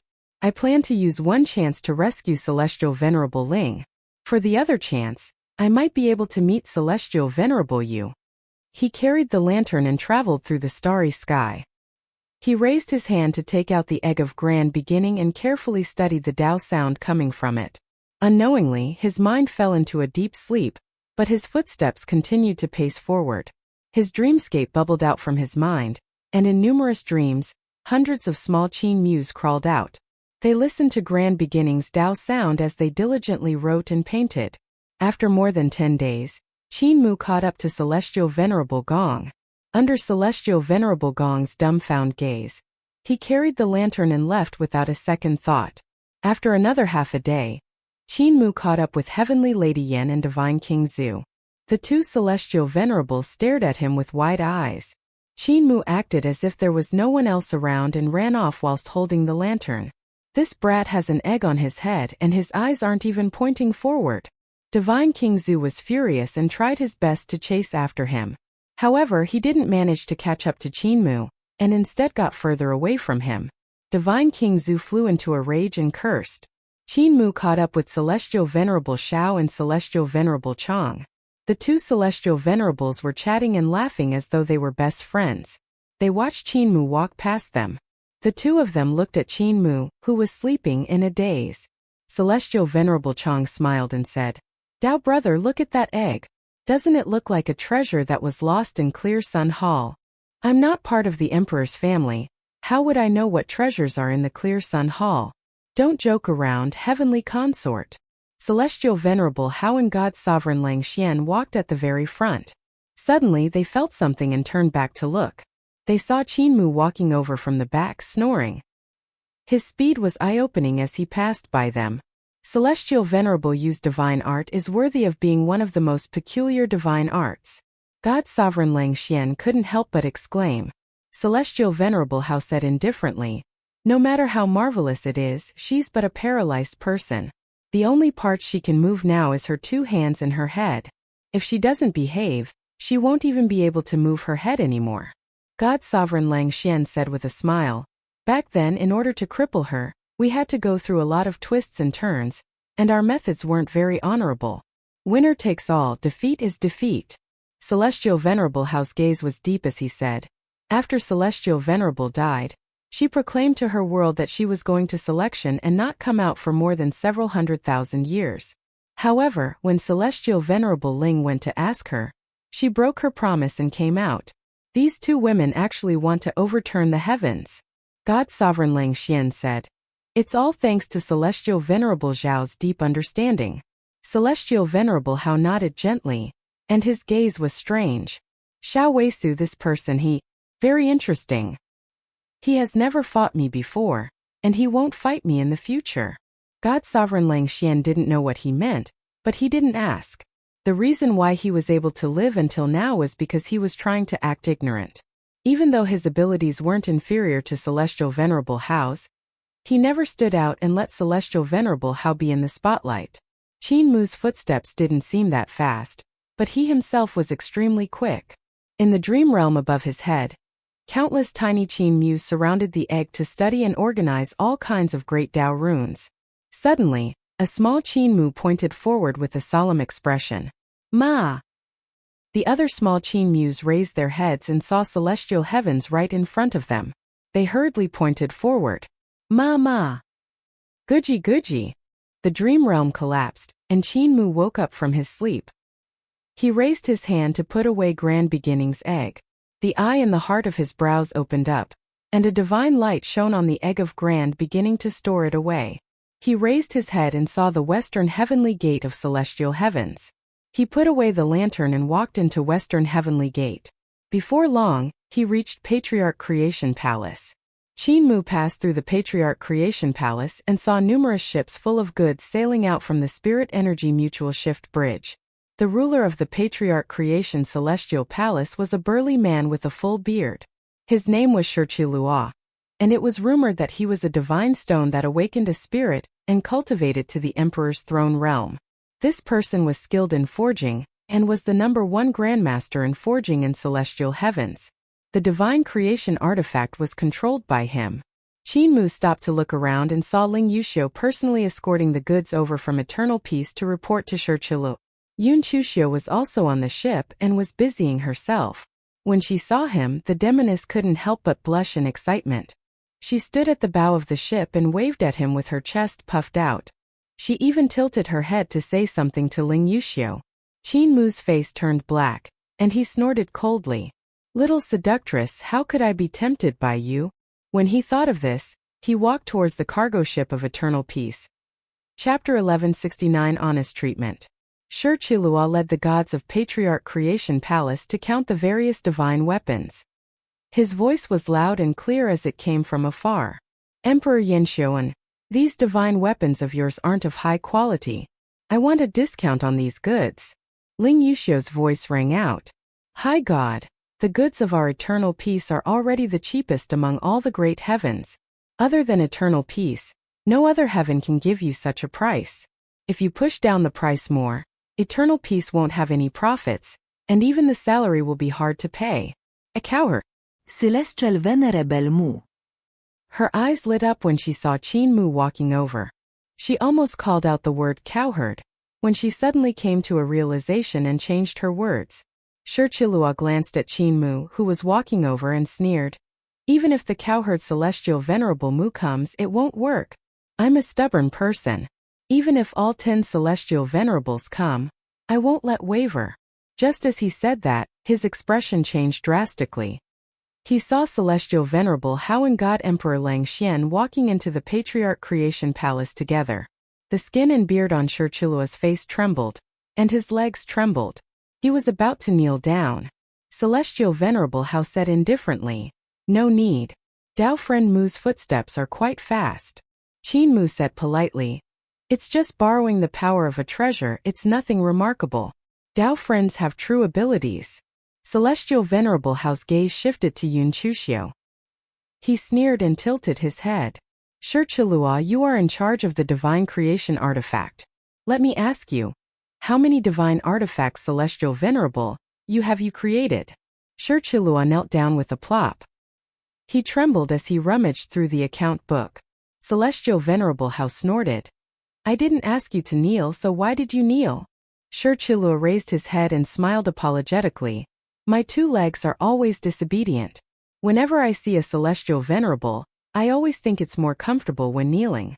Celestial Venerable, please wait a moment. I will look for the account book. God Emperor Lang Xian smiled warmly at the side. Palace Master sure does not need to be worried.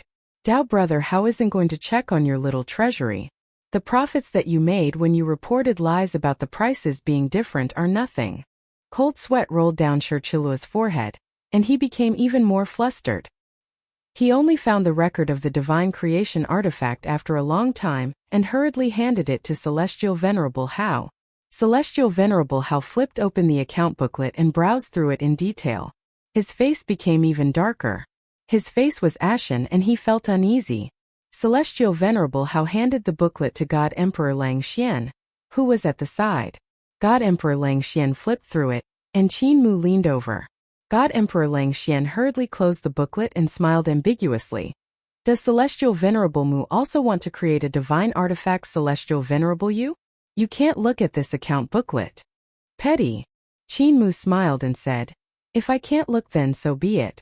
A divine artifact, Celestial Venerable, you forged by the divine creation artifact. I also want one.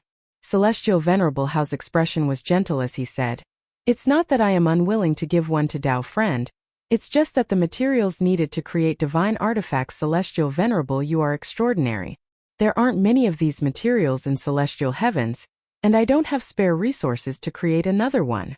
Qin Mu smiled, knowing that he naturally couldn't tell the truth. God Emperor Lang Xian raised his brows and said, Palace Master sure. You created 11 divine artifacts, Celestial Venerable Yu. Celestial Venerable Hao stared at Shirchilua and said indifferently, who asked you to create this 11th divine artifact? Shirchilua hesitated for a moment and said carefully, Celestial Venerable, His Majesty asked me to make this. I have His Majesty's letter here. He knelt on the ground and rummaged around. After searching for a long time, he finally found Celestial Emperor's letter and carefully handed it over. Celestial Venerable Hao opened the letter, and his expression became darker. He glanced at Yun Chuxiu, who was not far away. Yun Chuxiu ran around happily, helping the gods and devils of eternal peace carry the divine weapons, ignoring him. The corners of Celestial Venerable Hao's eyes twitched. Such a lively and cute girl was indeed very attractive, yet he had to call her mother. God Emperor Lang Xian examined Celestial Venerable Hao's expression and knew what he was thinking. The 10 Celestial Venerables controlled Celestial Emperor's corporeal body together. It seemed safe, but it actually gave people a chance. Mistress Yuemu wasn't among the 10 Celestial Venerables, but she had seized this opportunity to control Celestial Emperor's corporeal body, while the 10 Celestial Venerables were unprepared.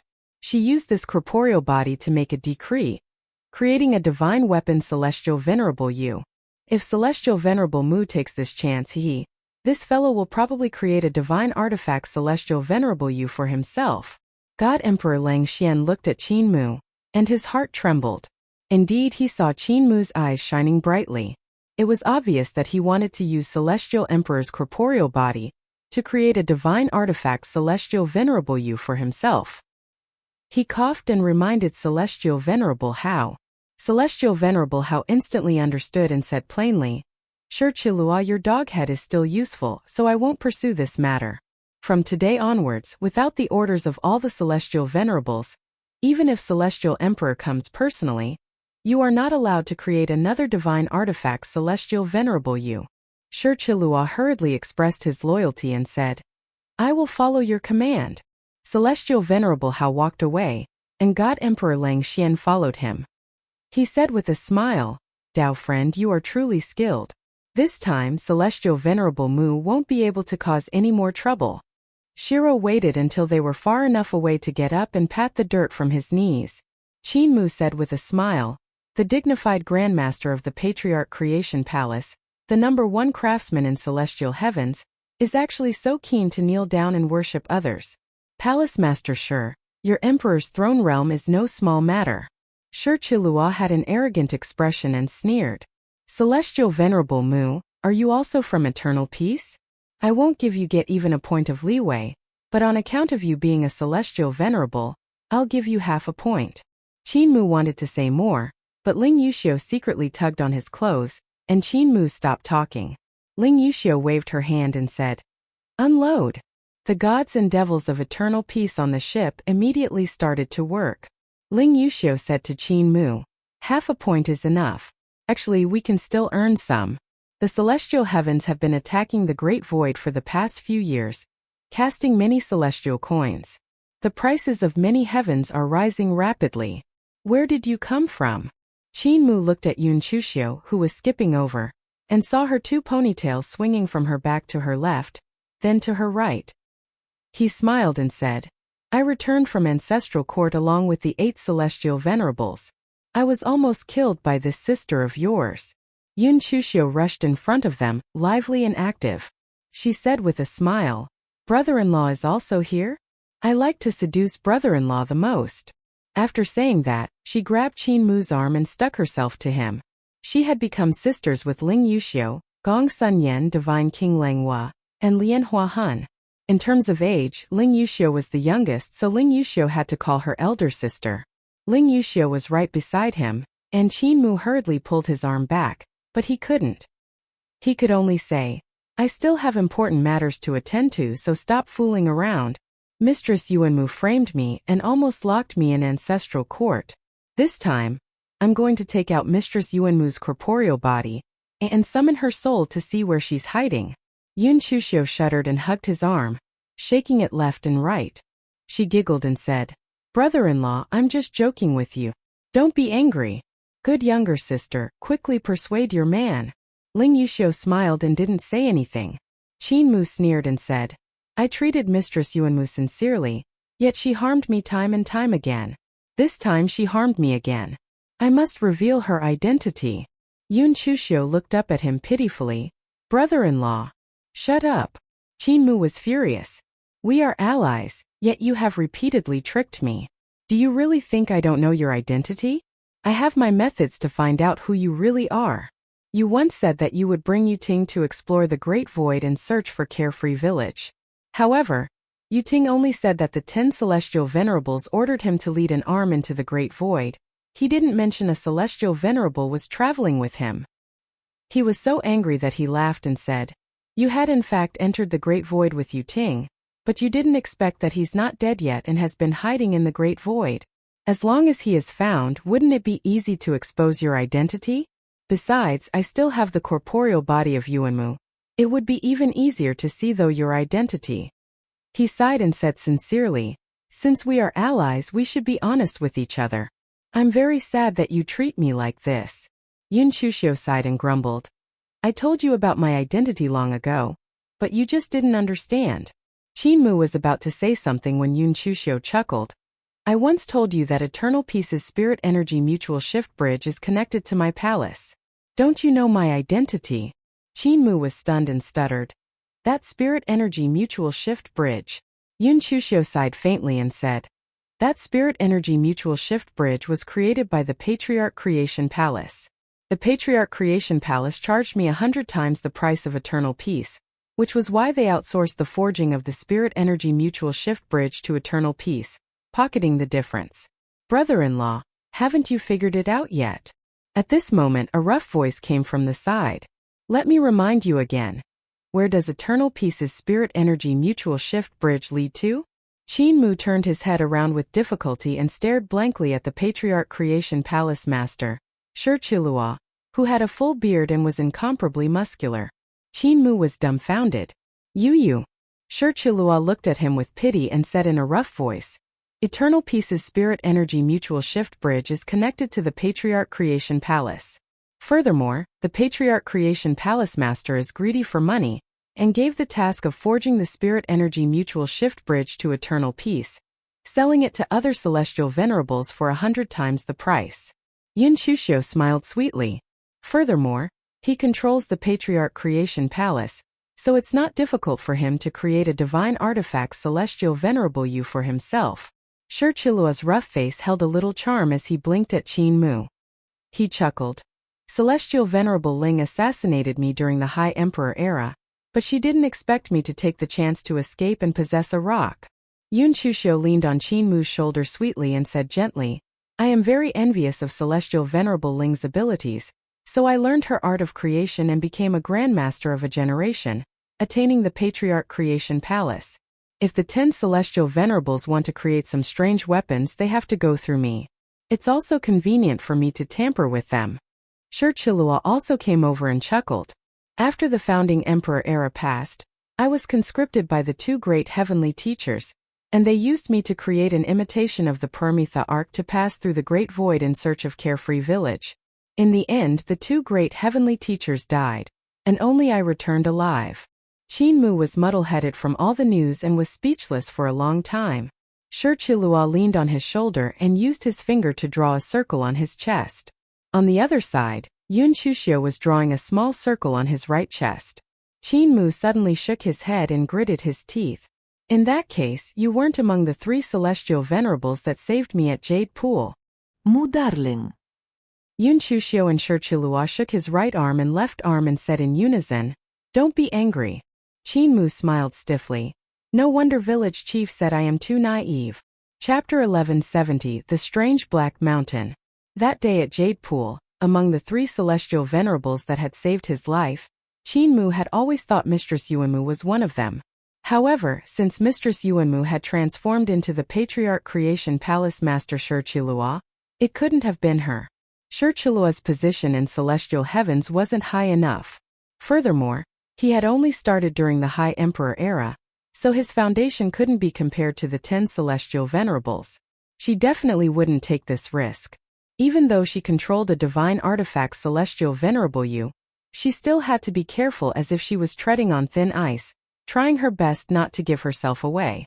Otherwise, if 11 Celestial Venerables appeared above Jade Pool, the 10 Celestial Venerables would definitely investigate. Therefore, she could only wait.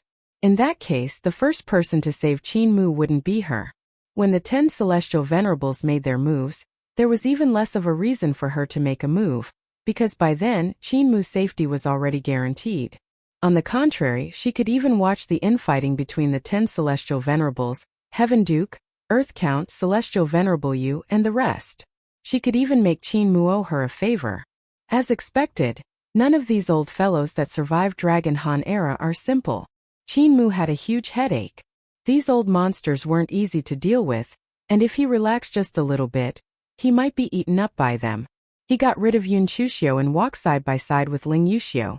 As he talked about his experiences in Ancestral Court, Ling Yuxiu hesitated for a moment before saying, Eternal Peace is too weak. It is unlikely for us to gain a foothold in Ancestral Court. I already feel like we don't have enough manpower, and if we still have to deploy a group to Ancestral Court, can we really contend with the 10 Celestial Venerables in Ancestral Court? She thought about it and said, It's difficult to establish ourselves in Ancestral Court. If we do it too badly, we will suffer huge casualties.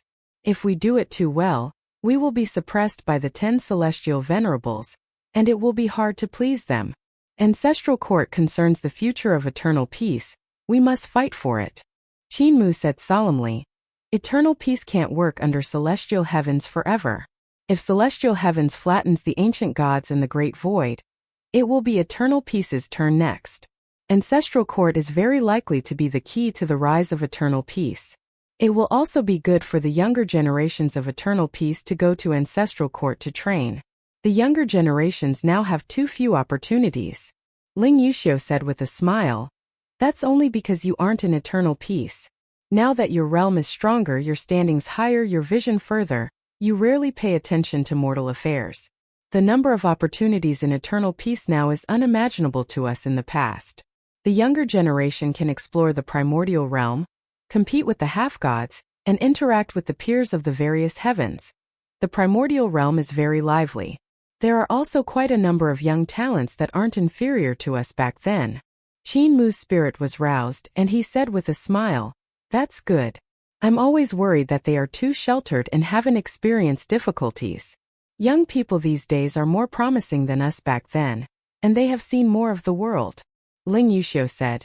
Even though there might not be another celestial venerable Mu, there will be a batch of Emperor's throne realm existences in the future. Qin Mu was at ease. The development of eternal peace was extremely important. If they fought laboriously but no one is left to take over, wouldn't it be a pity? However, ancestral court must be established. In that case, I'll first send the past human emperors of Human Emperor Hall. My territory needs a large number of experts, so first ancestor human emperor will be in charge. Qin Mu thought about it and said, Grandpa Blind and Grandpa Mute also have to go there. Other than needing them to differentiate between the precious gems and ores, I also need them to reforge the Glassy Sky Pagoda. The current Glassy Sky Pagoda is too simple and crude. There's also an ancient god egg inside, and I cannot trust that ancient god egg. Ling Yuxiu said with a smile, You are our imperial preceptor. You shall decide on the national policy. I shall listen to you. Qin Mu laughed loudly and asked her if she had the whereabouts of Fengdu. Ling Yuxiu shook her head and said, Fengdu is still missing. However, Saint Woodcutter appeared in eternal peace some time ago, but I didn't see him personally. He ordered someone to send a letter over. Ling Yuxiu took out a letter and handed it to him. Saint Woodcutter explained the reasons why Fengdu didn't make a move during the eternal peace calamity. He's blaming himself. Take a look for yourself. Qin Mu opened the letter, and it was written by Saint Woodcutter. The letter said that founding emperor had given his orders, and as a subject, he had no choice but to obey. Fengdu didn't help much during the eternal peace calamity, so he felt very guilty. When he heard that Emperor Yanfeng and former imperial preceptor Zhang Baigui had gone to the Great Void to help Carefree Village fight celestial heavens, he felt even more guilty. In the letter, Saint Woodcutter also spoke up for founding emperor and explained founding emperor's difficulties, asking for Emperor Yanxiu's understanding. Qin Mu closed the letter and muttered to himself for a moment before saying, I'll meet him. Ling Yuxiu asked in astonishment, How are you going to meet him? With this letter, I can use it as a medium for my soul-summoning divine art to sense the location of Fengdu.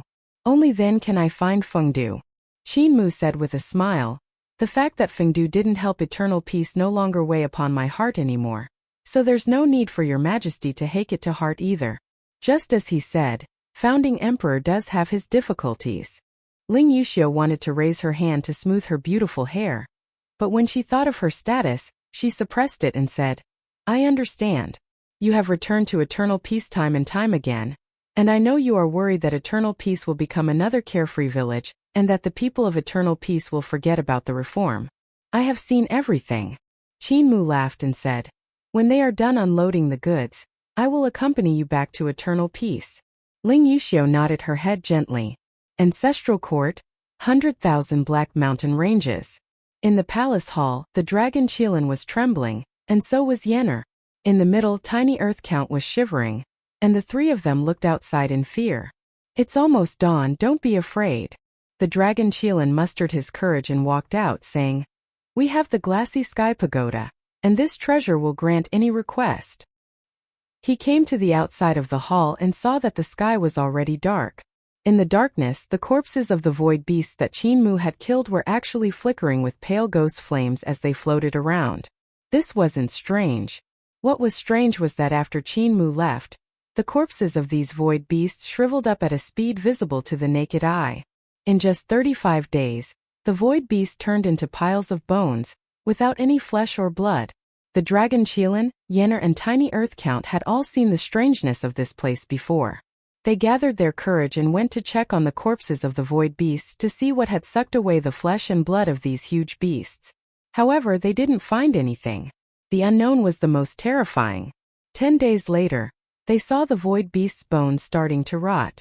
They were suffused with ghost flames as if they had experienced countless years. On the 11th day, they saw another terrifying sight. Huge mushrooms actually grew out from the bones of the void beasts. Numerous huge mushrooms grew out from the mouths of the void beasts, and they were very huge. There were human faces on the mushrooms, and their faces were distorted as they roared. The dragon Qilin was timid to begin with and was most afraid of this. He was scared out of his wits. Luckily, these mushrooms quickly withered, and when the sun came out in the day, they turned into black lumps. Now, the sound of bones collapsing could be heard from all over the Blackwood Mountain ranges. It was the sound of the void beast bones rotting and collapsing. The dragon Shilin and Yenner thought they could rest for a few days, but weird things happened again that night. An unprecedented earthquake erupted in Ancestral Court. The intensity of the earthquake was something the dragon Shilin and Yenner had never encountered before. The earthquake caused countless divine mountains to collapse in Ancestral Court. The land split open, and the mountains became canyons. The dried-up sea revealed the seabed. The area around the big black tree was unexpectedly quiet. They could only hear the howling of the wind outside. When they walked out of the palace hall, they saw the thunderstorm outside the big black tree. Meteors were running amok, and the sky above the ground was collapsing into pieces. It was simply the end of the world. When everything calmed down the next morning, Ancestral Court was still Ancestral Court. Nothing had changed. Yet when night came again, the earth quaked and the mountains shook. All kinds of strange things happened frequently, and the heavens split and the earth cracked. It was as if the world was being destroyed again. Yet during the day, Ancestral Court was still the same. The dragon Shilin stood outside the hall and saw the east being flooded with light. The strange phenomenon from last night had vanished again, and the skeleton of the void beast had completely vanished. He looked into the distance and was suddenly stunned. He saw that the top of one of the black mountains in the Blackwood Mountain ranges had cracked. Yenner and Tiny Earthcount also braved themselves to walk out. Clouds formed under the dragon Shilin's feet as he flew towards the mountain peak. There were actually 5 deep marks on the mountain peak, as though an incomparably thick palm had reached out from the inside of the mountain and grabbed onto the black mountain. He was then dragged back into the mountain, leaving 5 scratch marks on his fingernails. Yenner brought Tiny Earthcount and followed after him. She examined the 5 scratches that could be considered canyons and couldn't help shuddering. What caused this? The dragon Shilin shook his head. I don't know. However, tonight we will know what it is if we stay here and take a look. At this moment, an elderly voice rang out. If you actually did wait until tonight, your family of 3 will be eaten by the thing that crawled out. Chapter 1171 Grand Derivation Patches the Mountains. The dragon Shilin, Yenner and Tiny Earthcourt turned their heads back simultaneously. They saw an elder dressed in simple clothing walking over with a small metal bucket. The bucket contained a small willow branch and was filled with water. The dragon Shilin looked around in astonishment. The 28 heavens of the glassy sky pagoda were still around, and they were still guarding this place. It wasn't easy to pass through the heavens of the number 1 treasure in the world. In that case, where did this elder come from? That elder came to the top of the black mountain that had split open and put down the small iron bucket. He took out the willow branch inside and swirled the water in the bucket. Panting, he said, "I'm already old, are you fellows not coming to help?" The dragon Shilin immediately transformed into a Shilin-headed human and landed on the mountain. Yenner transformed into a young girl and also came to the side of the elder. Tiny Earthcount had a solemn expression and planned to transform as well. He gave 2 snorts but was unable to transform. He could only walk over dejectedly. The elder handed the willow branch to the dragon Shilin and let Yenner carry the small metal bucket. Use the willow branch to stir the water and sprinkle it on the crack. Sprinkle all the cracks once so that the thing from the past doesn't come here. The dragon Shilin complied and used the willow branch to sweep the water in the bucket. He pulled out the willow branch and sprinkled the water on the crack in the mountain. Xia. Tiny Earthcount raised his head and asked solemnly at the ordinary-looking elder. I've always been staying here. I didn't barge in. That elder had a kind expression and seemed to understand what it was asking. He smiled and said, I'm not an invader, you people are the invaders. You barged into my home, built a house, and even attracted avoid beasts. The Tiny Earthcount was puzzled. Moo! The elder sat beside it and supervised the dragon Shilin and Yenner. He said loudly, Be careful, don't waste all the water. This water isn't easy to find. He said to Tiny Earthcount, I could have left here but I'm not welcomed elsewhere. Furthermore, this tree is dead and some people want to use this tree to crawl to the present from the past. I can only stay and guard this place. I can't let any of them climb out. The tiny Earth Count revealed a puzzled expression and pointed down the mountain. Moo. Correct. The elder nodded. They live below, but they have been dead for a long time. Or rather, they died before this universe was born. The tiny Earth Count was even more puzzled and scratched his head. Xia. You can say that. That elder thought for a moment and said, the boundary between life and death isn't that strict. Life and death are just two different states of matter.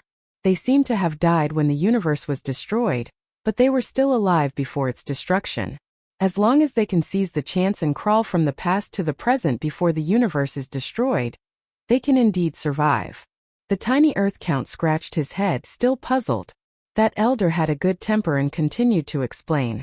Why did the corpse of these void beasts disappear? It is because they were pulled into the past, and now that there's an additional part of this universe in the universe of the past, they can take the chance to replace it here. This is the reason behind their ability to crawl out. Moo. There's no need to doubt it. It's very simple.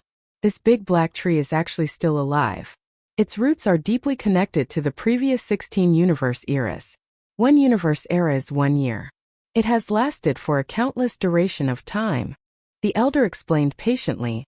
Some terrifying life forms had the idea to crawl along its roots from the past to the present. It's fine if you don't understand. Think back to that celestial venerable Mu who created you. He brought you back to the past, the ghost ship. The dragon Qilin and Yenner used the willow branch to sprinkle some water and returned to the mountain top.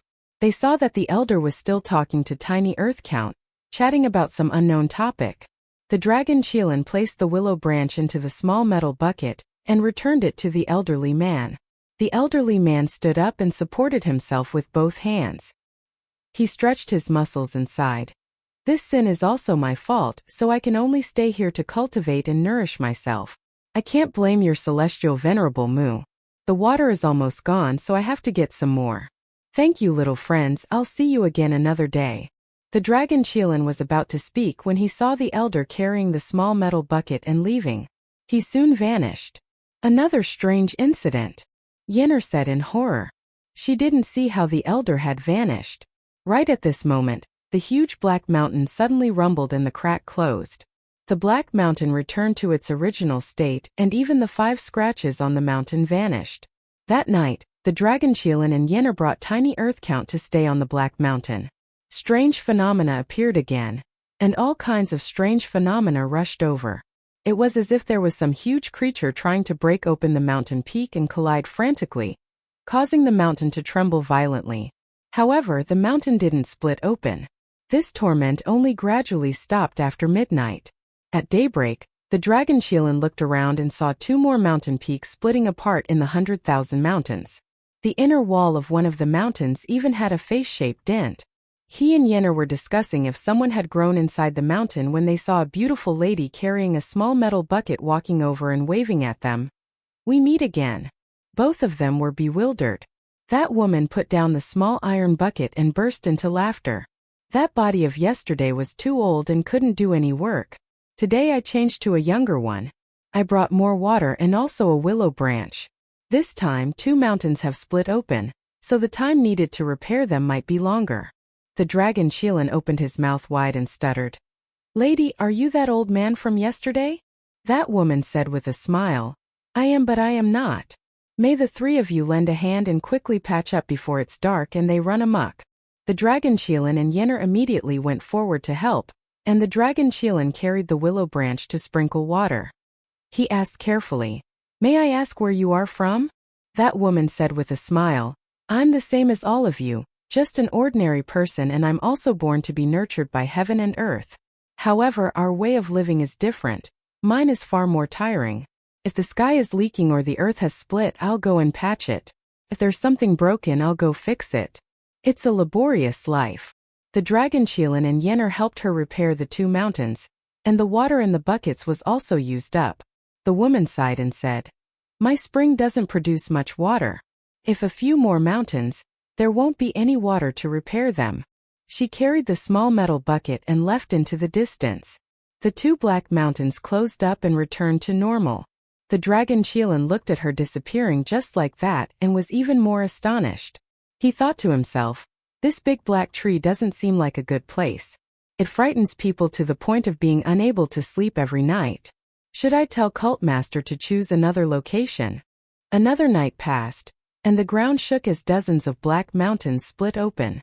The dragon Qilan saw over a dozen youths with small metal buckets in their hands.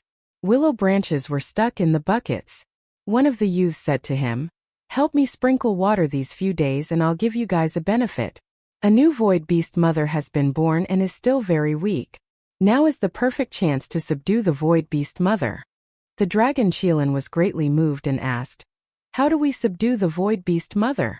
The youth said with a smile that wasn't a smile, "Didn't your cult master already impart it to you?" The dragon Qilan carefully recalled what Qin Mu had told him.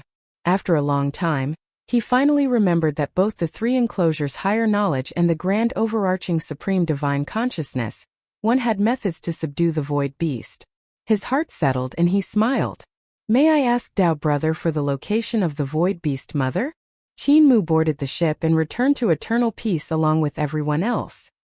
He first went to meet Mute and Blind and told them about Ancestral Court. Both their eyes sparked, with Blind's eyes shining brighter. They were about to head to Ancestral Court immediately.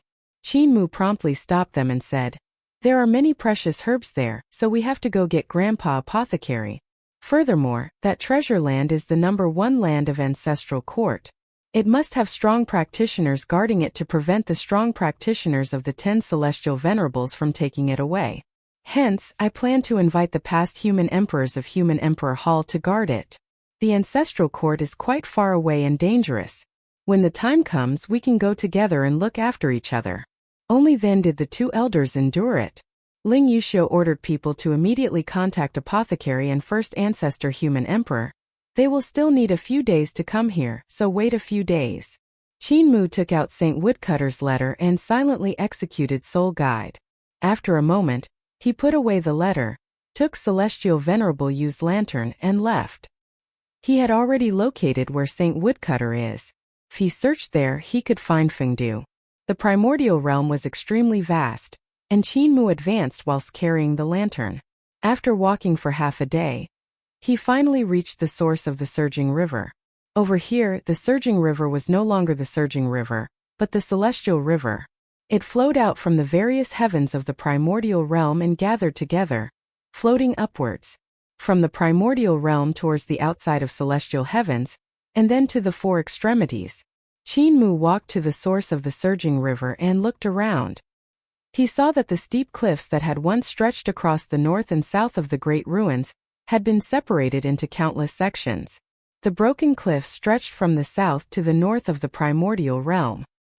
He carried the lantern and walked forward. Not long later, his figure suddenly flashed and vanished from the primordial realm. At the same time, in the celestial palace on the primordial tree, Celestial Venerable Zhao's clay sculpture suddenly moved. The divine artifact Celestial Venerable Yu outside the celestial palace immediately opened his eyes and glanced towards where Qin Mu had vanished.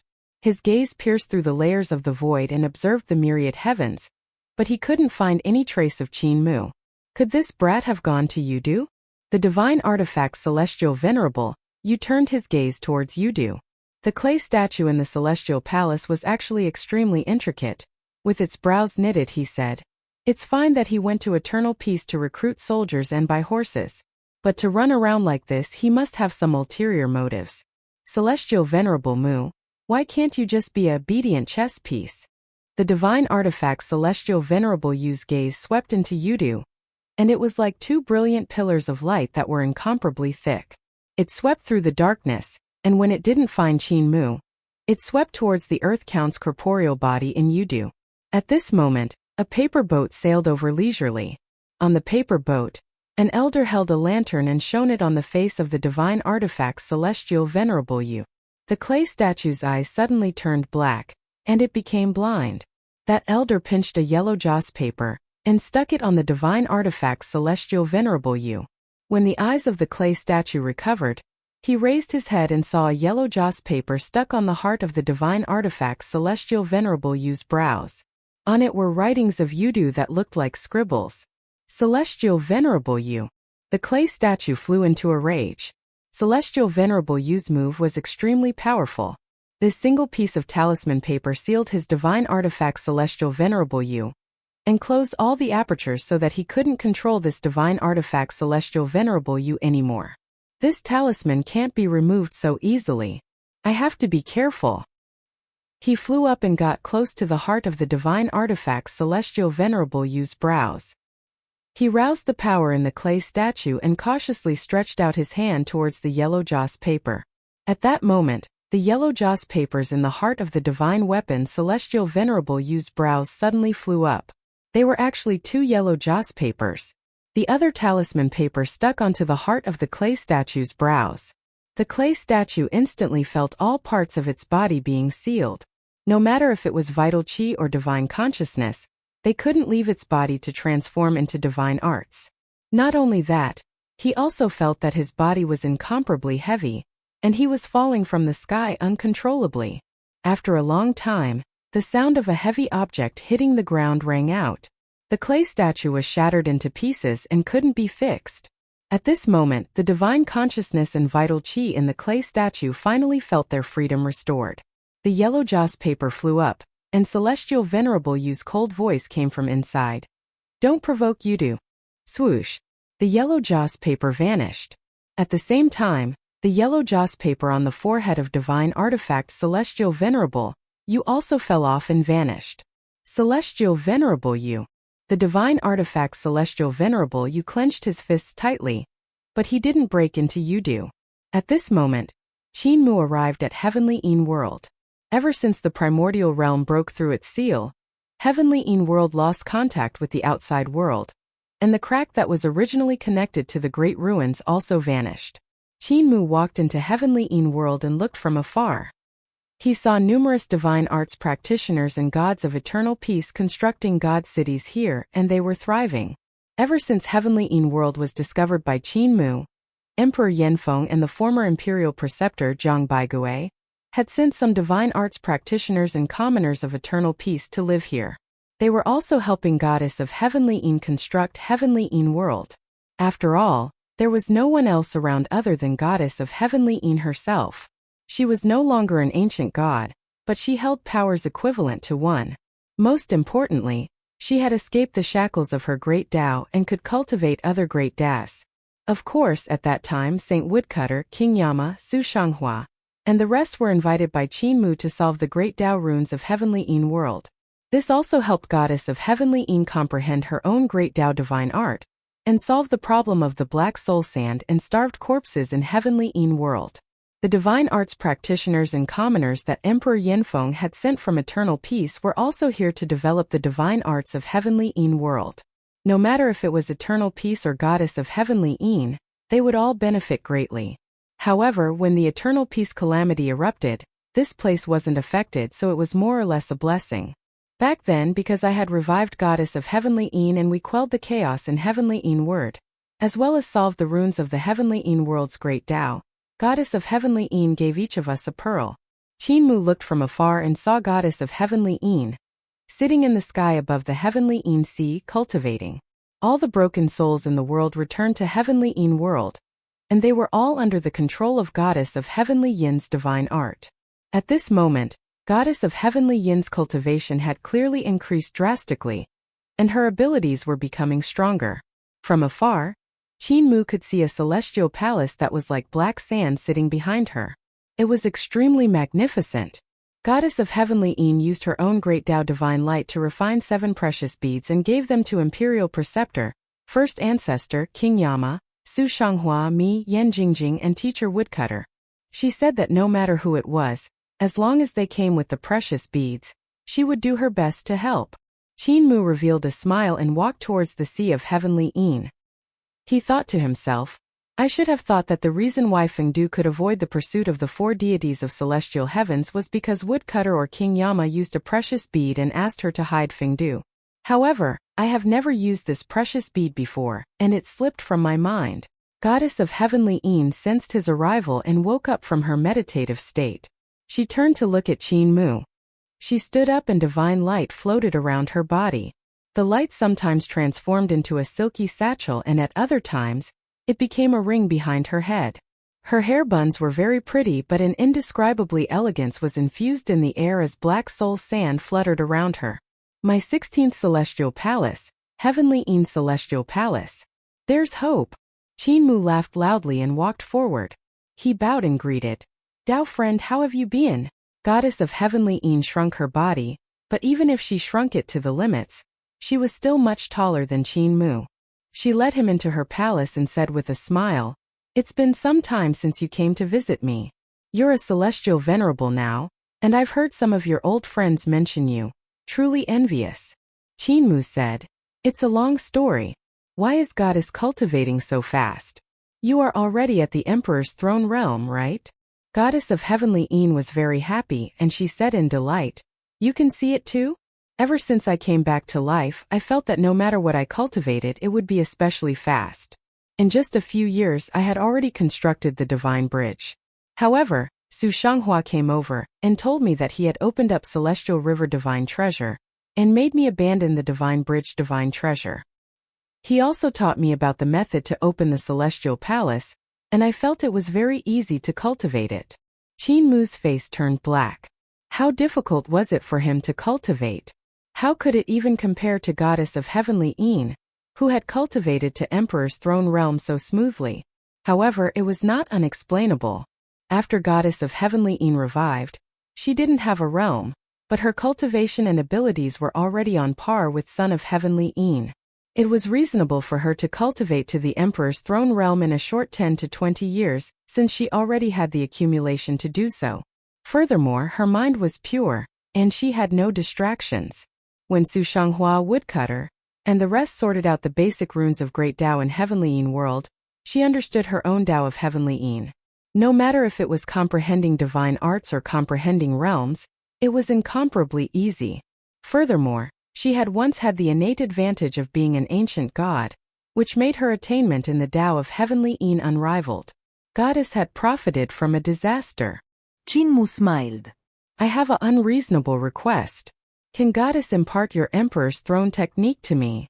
Goddess of Heavenly Een was extremely straightforward, and she said with a smile, "How could this count as an unreasonable request? You are my life's benefactor. How can just a technique be worthy?" Qin said with a straight face, "Goddess, you can't be this generous to others.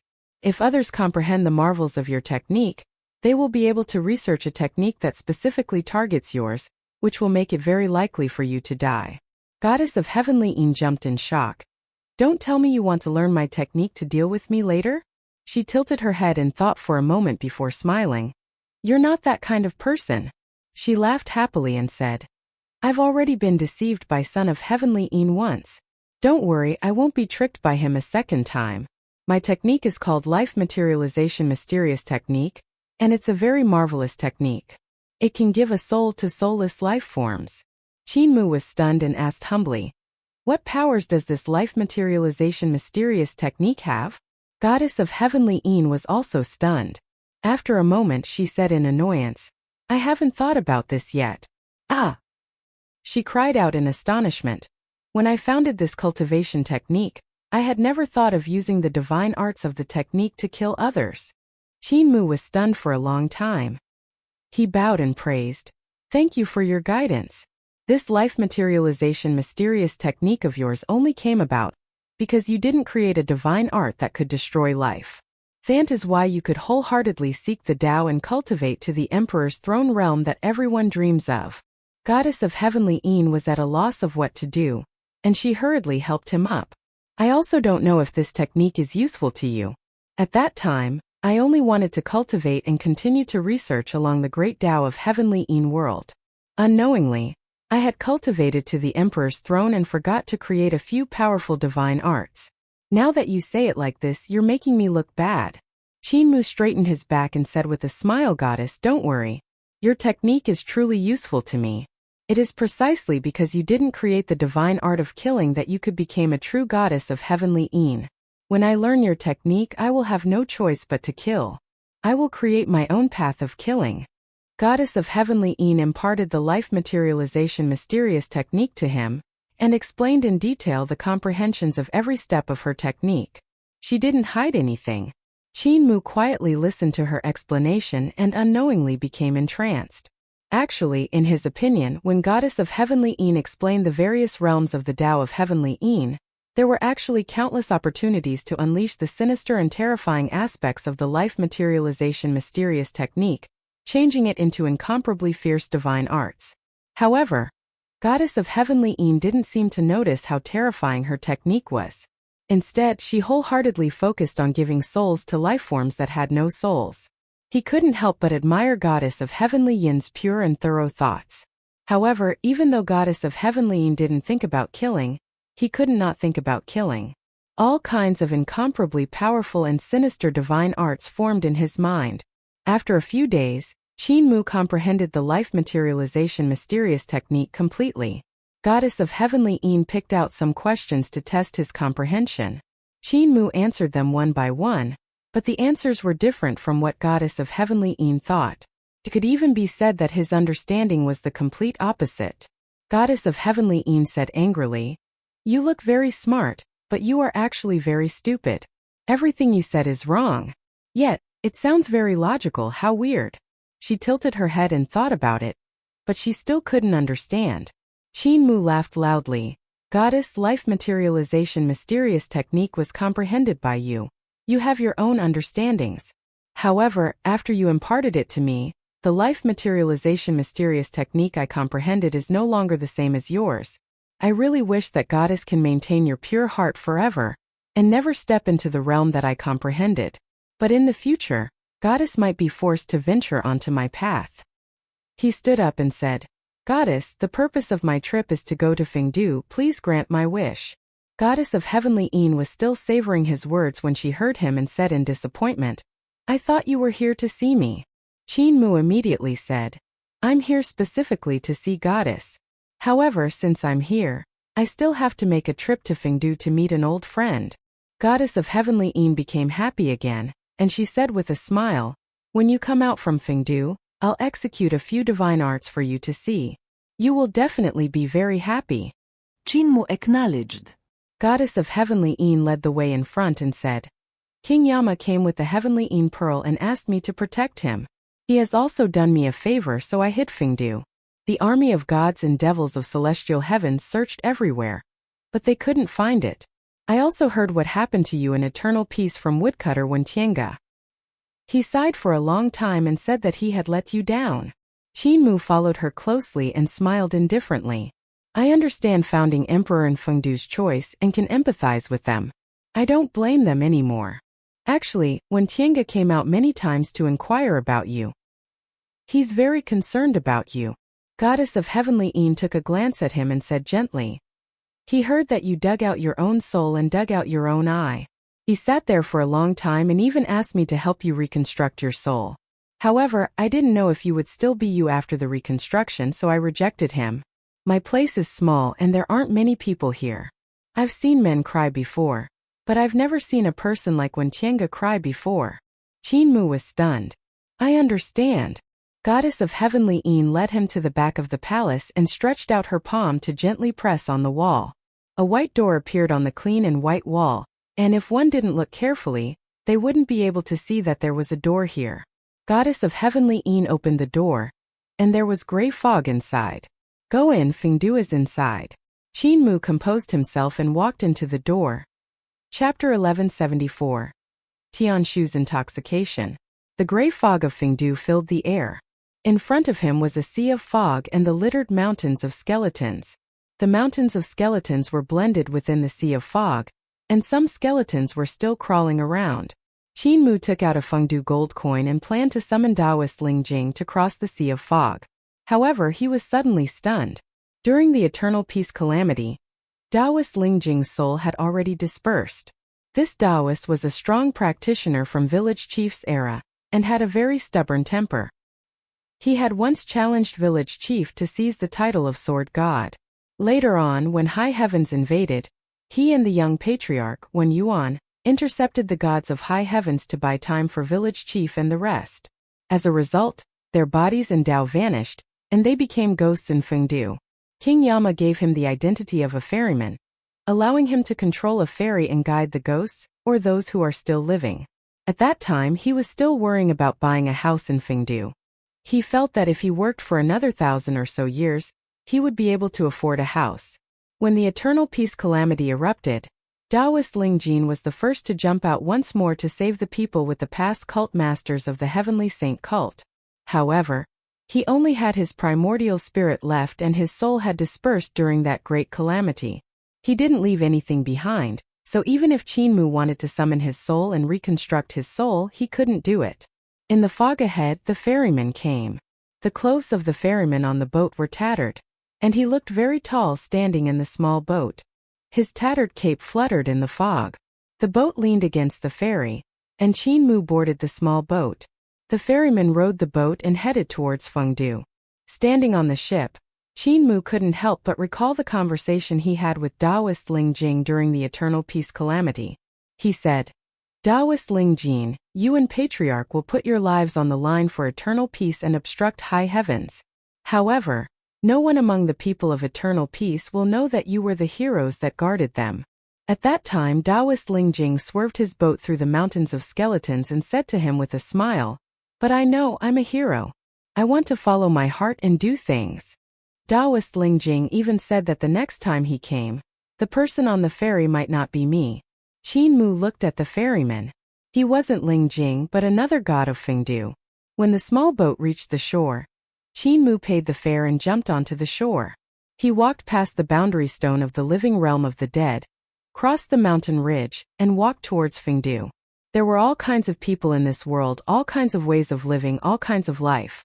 Some were joyful, some were plain, some were difficult, and some were painful. However, no matter how good life was or how bad it was, there would always be a few people who would carry the heaviest burden and even sacrifice their lives for them. For these people we should not laugh at their choices, but give them the respect they deserve. Fengdu's great Tao rules tried to change Qinmu's corporeal body, turning him into a skeleton. However, Qinmu's understanding of the great Tao of Yudu was extremely profound, and his cultivation was incomparably dense. The great Tao rules of Fengdu couldn't change him at all. He continued forward and looked around. Fengdu was much wider now, and it wasn't inferior to Son of Heavenly Yin's Mingdu. It was vast and boundless. It was obvious that numerous heavenly teachers and heavenly kings of founding emperor era were gathered here, and Fengdu was constructed quite well. Qinmu crossed over the mountain ridge and saw the god cities of Fengdu in front of him. There were too many of his memories in this place, but the layout had changed drastically. It made him feel like he had entered a foreign land. He walked into King Qin City, and there were many gods and devils walking along the streets. When they saw him, they were all stunned and looked at him in a daze. Qinmu smiled and nodded at the gods of founding emperor on both sides. Everyone returned his smile. Soon news of Qinmu coming to Fengdu spread out, and the bird-headed god Qixio was the first to rush over. He landed in front of Qinmu and greeted, "Should I greet you as human Emperor Qin or as Celestial Venerable Mu?" Qinmu smiled. "As Celestial Venerable Mu." God Qixio bowed and led the way. "Please come in, Celestial Venerable Mu. For a Celestial Venerable to personally visit, are you here to visit an old friend?" "Qixio, you are also an old friend of mine," Qinmu said with a smile. "I'm here to visit you all." God Qixio tilted his head and said, "However, your old friends don't want to see you." When Mingdu Heavenly King Tianshu heard news of your arrival, he hid in his wine shop, not daring to come out. When Heavenly King Diua heard that you had arrived, her face became pale and she hid at the lowest layer of Fengdu. Sakra Buddha proclaimed that he was going to enter closed seclusion to comprehend the Boundless Calamity Sutra, and martial arts Heavenly Teacher's door remains closed. He looked at Qinmu and said, "Even King Yama isn't in King Qin Hall. He went to the lowest level of Fengdu. Does Celestial Venerable know the reason?" Qinmu didn't reply. God Qixio said, "Because during the Eternal Peace calamity we didn't help. We feel guilty towards you. Celestial Venerable Mu of the human race, saving Heavenly King Tianshu from the Imperial Gate Divine Knife, he is indebted to you. Celestial Venerable Mu of the human race, reviving Heavenly King Dia, she is indebted to you." Celestial Venerable Mu had eradicated the power of celestial heavens in the Buddha heavens, doing Sakra Buddha a favor. Celestial Venerable Mu of the human race, You had created the celestial river divine treasure and opened the path for martial arts practitioners of the bullfighting world to attain godhood with this. You have done martial arts heavenly teacher a favor. Celestial Venerable Mu had also saved the people of Supreme Emperor Heaven. Saint Woodcutter also feels that you have done him a favor. Even King Yama was only able to stabilize Fengdu because of you. It was because of you that Celestial Venerable You and Earth Count didn't destroy Fengdu. They feel ashamed to face you. God Qixio said. You have helped them so they don't dare to come and see you. Qin Mu smiled and said. What about the fisherman and Qing Huangwa? Heavenly Teacher Fisherman and Heavenly King Qing Huang are my benefactors, so they wouldn't be ashamed to greet me. God Qixio led him forward and said. Qing Huang sent the divine dragons of Dragon Village to help you. But it was actually to help Supreme Emperor Heaven. Supreme Emperor Heaven is the remaining survivors of Founding Emperor, so it can't be considered helping you. However, you helped Supreme Emperor Heaven, so he owes you.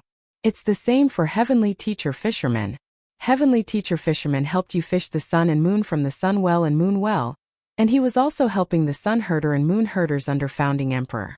He wasn't helping you but was helping Founding Emperor.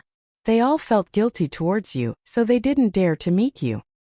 He continued, among the subordinates of Founding Emperor, only First Ancestor Human Emperor Prince Qin Wu dared to help you during the Eternal Peace Calamity. However, he no longer thinks of himself as a prince and grandson of Founding Emperor era. Qin Mu said, he is the Human Emperor of Eternal Peace, and the founder of Eternal Peace era. The current Hall of Human Emperors is flourishing. He opened a hall to teach disciples and the past human emperors. His contributions to eternal peace are huge. God Qixio nodded his head. That's why he is the symbol of eternal peace.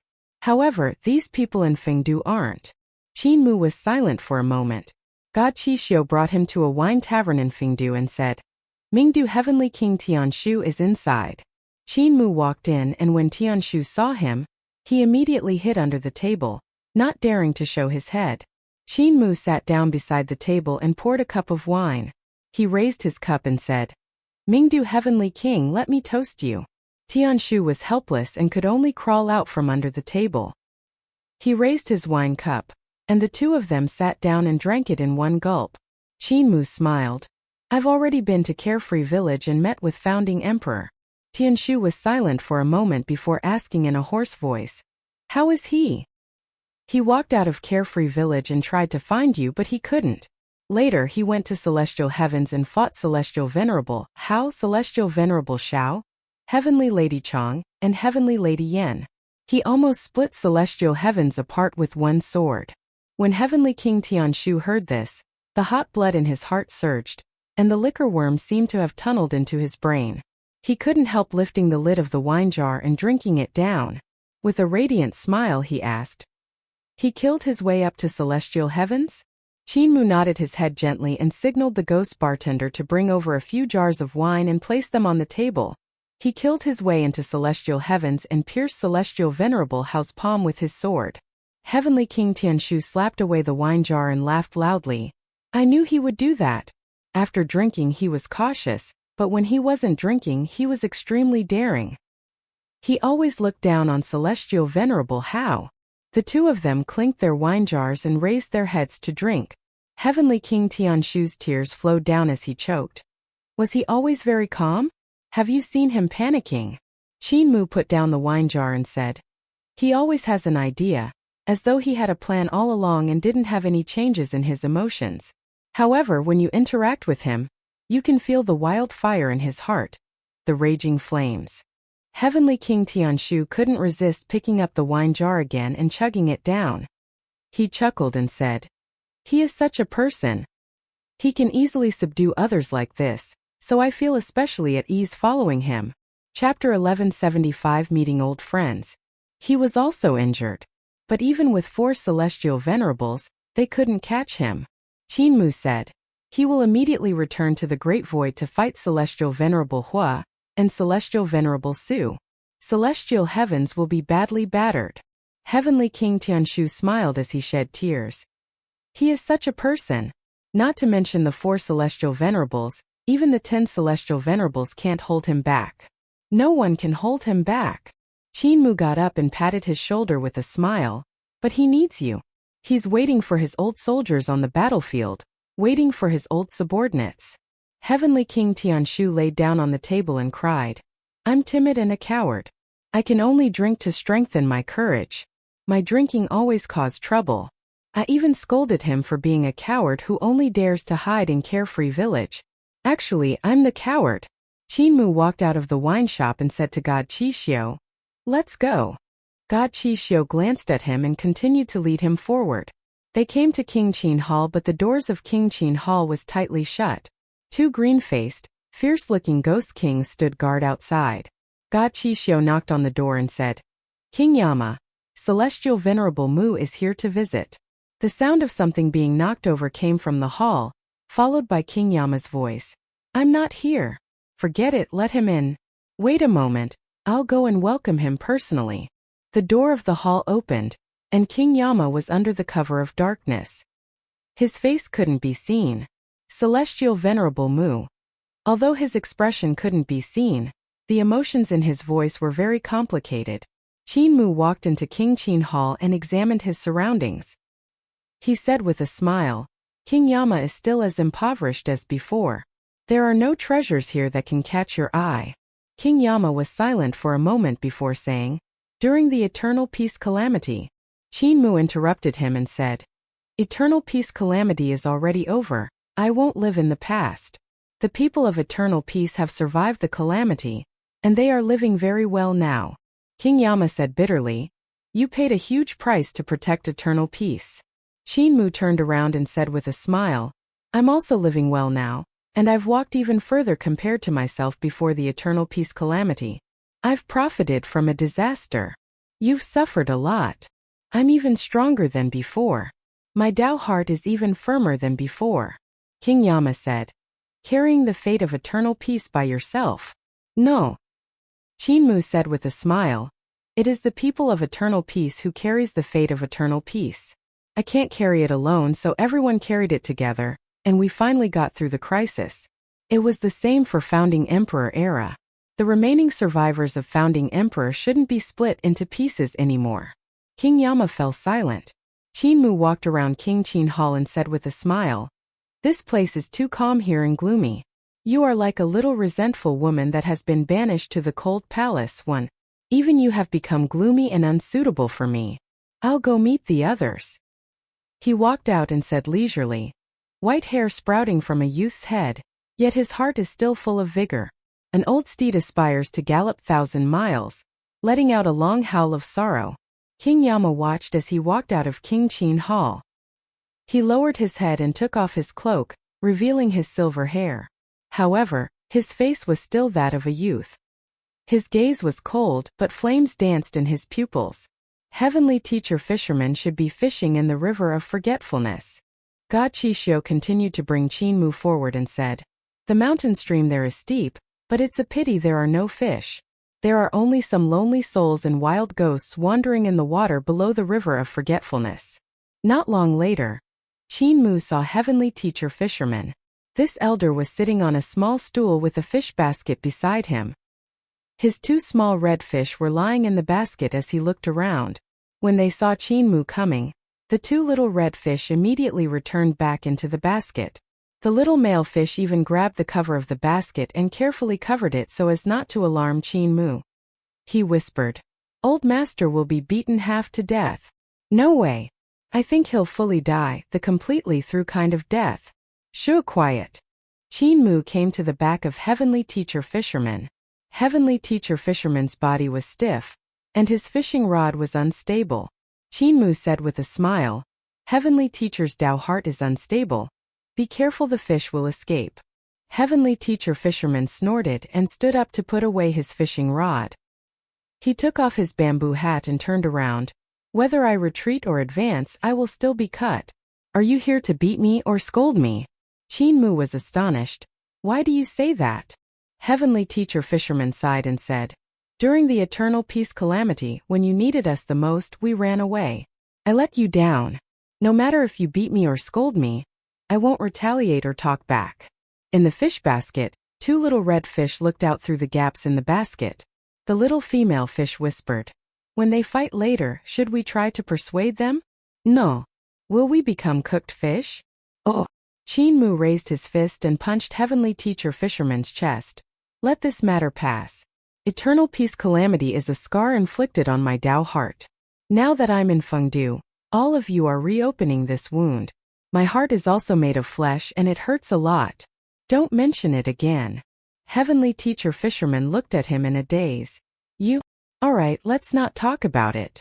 Qin Mu revealed a smile and said, the first reason I'm here is to see you guys, and the second is to find Heavenly King Dia, and borrow her Mingdu Heavenly Gate to deal with Son of Heavenly Yin's divine art. Does Heavenly Teacher know where she is? Fisherman Heavenly Teacher probed. Aren't you going to meet other people? For example, Old Man Qing Huang, Sakura Buddha, and Woodcutter. Qin Mu hesitated for a moment and nodded. I will meet them. He took his leave, and God Chi Xiu brought him to the village where martial arts Heavenly Teacher was staying. Beside him was Bullfighting World, and martial arts Heavenly Teacher had even moved the rice fields and big willow trees into Fengdu. Under the willow tree, Nyo Sanduo was puffing on his water pipe. When he saw Qin Mu coming, he hurriedly stood up, not knowing what to do. Qin Mu walked forward and smiled. Senior Brother Sanduo, how have you been? I'm fine. Nyo Sanduo hurriedly said. During the eternal peace calamity, Qin Mu raised his hand and smiled. There's no need to mention it again. Nyo Sanduo could only swallow his words back down and said, Old Master still doesn't know you are coming. If he knew, he would definitely be so ashamed that he won't have anywhere to hide. Qin Mu gave a slight smile. Martial arts Heavenly Teacher, using the martial path to attain godhood. Naturally, his abilities are remarkable. How could he not sense that I had come to arrived in Fengdu? He might hide for a while, but after he hides, he will still come out to see me. Right at this moment, martial arts Heavenly Teacher Guan Cha's voice came from behind him.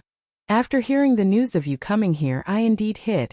However, after thinking about it, I still have to come out to see you. I have let you down, and if I still hide, I will be even more impotent. Qin Mu turned around and smiled. Heavenly Teacher. Suddenly, martial arts Heavenly Teacher fell to his knees and kowtowed a few times to him. A huge pit also appeared on the ground. I've always thought that I can stand upright and look up to heaven and earth with a clear conscience. However, I can never get over the eternal peace calamity. Qin Mu was about to help him up when martial arts Heavenly Teacher used his vigorous cultivation to suppress him and force Qin Mu to accept his kowtow. He said solemnly, the people of Bullfighting World are the descendants of the soldiers that died in founding Emperor era. Their divine bridges were destroyed, and generation after generation of people couldn't avoid death. You saved them, but I left when you were in trouble. This isn't the actions of a gentleman, it's the actions of a villain. Qin Mu could only let him be. If he stopped him from making amends, it would become an obstruction to his heart of martial arts. Actually, Qin Mu had never blamed martial arts Heavenly Teacher or King Yama and the rest. The knot in his heart had always been that decree of founding emperor. However, after meeting founding emperor and seeing the current situation of Carefree Village, the knot in his heart was undone. However, even though the knot in his heart had been undone, the knots in the hearts of the old subordinates of founding emperor residing in Fengdu had yet to be undone. These people were all heroes, but they were not allowed to follow their hearts and save eternal peace. They had been suppressed and their Tao hearts were damaged. Qin Mu had come to see them this time was also to untie the knot in their hearts. He bade farewell to martial arts Heavenly Teacher and arrived at Qing Huang's dragon village. When Qingya saw him coming, she couldn't help being surprised and delighted. She wanted to call out, but she held herself back. Qin Mu revealed a smile and nodded at her and the other people of Dragon Village. Elder Qing Huang also sensed his arrival and welcomed him out of the village. He greeted, Son of Qin. Qin Mu returned the greeting and said with a smile, I'm no longer the son of Qin, I'm Celestial Venerable Mu. Elder Qing Huang was stunned. He sighed and greeted, Celestial Venerable Mu. Qin Mu returned the greeting. Green Emperor, the dragon vein of founding Emperor Dynasty, the creator of Eternal Peace's dragon vein. You are also one of the founders of Eternal Peace. It was you who imparted Ancestral Dragon's Supreme Mystery Technique and the Emperor's Disc to Ling family's ancestor, who paved the way to the future Eternal Peace Empire. Why do you have to blame yourself? Elder Qing Huang shook his head. I didn't protect eternal peace. Qin Mu said with a smile. No one has ever blamed you. It's just that you can't get over it. Your relationship with eternal peace is deeper than anyone else, so you don't have to blame yourself. Elder Qing Huang bowed and said, I dare not disobey Celestial Venerable's teachings. Qin Mu left and followed God Qi Xiu to the depths of Fengdu. He heard a vast voice and the chanting of Buddhist sutras. When he walked towards the sound, he saw Sakura Li Yuran sitting barefoot in the middle of the evil spirits of Fengdu. Chains coiled around his body, and his eyes were tightly shut. He was comprehending the Boundless Calamity Sutra and entering his dreams time and time again. His dreams transformed into a supreme Buddha kingdom and the pure land of paradise. However, the pure land of the Buddha kingdom was disturbed by evil spirits and infiltrated his dreams. In his dreams, Li Yuran was assimilated by the evil spirits and the pure land was also corrupted, causing him to have nightmares continuously. Sakura shouted, If hell isn't empty, then my enlightenment is false. Qin Mu signaled for God Qi Xiu to stop while he stood opposite to Sakura. He sat in a lotus position and closed his eyes to enter the dream realm. Their dreams merged and Sakura was no longer in the supreme Buddhist kingdom of the pure land of paradise. Instead, he was in a world where everyone worked hard and fought bravely. Even though the evil spirits were still lingering around, it was hard for them to invade him anymore. After a long time, Sakura woke up and had a sudden realization. He bowed to Qin Mu. Qin Mu returned the greeting and floated away. Sakura saw him off and muttered to himself for a moment before leaving this place where evil spirits roamed. He said in a low voice, Evil spirits arise from the human world. As long as there are evil people in this world, hell will never be empty. Celestial Venerable Mu and Sakura didn't say a word just now. So how did Sakura become enlightened? God Qi Xiu was puzzled and asked. Qin Mu said with a smile, It is more appropriate to say that I have already told him in the dream realm. So why is there a need to speak? God Qi Xiu was puzzled. Suddenly Qin Mu stopped. He saw the black tiger god. A big black tiger lay weakly on the ground with two straw huts beside it. Woodcutter had changed into the clothes of a woodcutter and was chopping an old tree. With every swing of his axe, a piece of the old tree would be chopped off. However, another piece would grow to replace it in a never-ending cycle. Qin Mu walked forward and looked at it for a moment. Suddenly, he pulled out his sword and cut down the old tree. Qin Mu sheathed his sword and was about to leave. Your big senior brother watched me chop wood for hundreds of years. Behind him, Saint Woodcutter's voice rang out. You couldn't even watch for an incense stick worth of time before you chopped my tree down. Qin Mu turned around and said with a smile, Teacher, what I'm learning from you is your character, not your divine arts. I'm no longer interested in your things for I have already comprehended better. Stop right there. Saint Woodcutter was furious and said angrily, looking down on what I have taught? The reason why I didn't teach you is because you're way too jumpy. I don't even know what I should teach. I have taught your big senior brother the longest.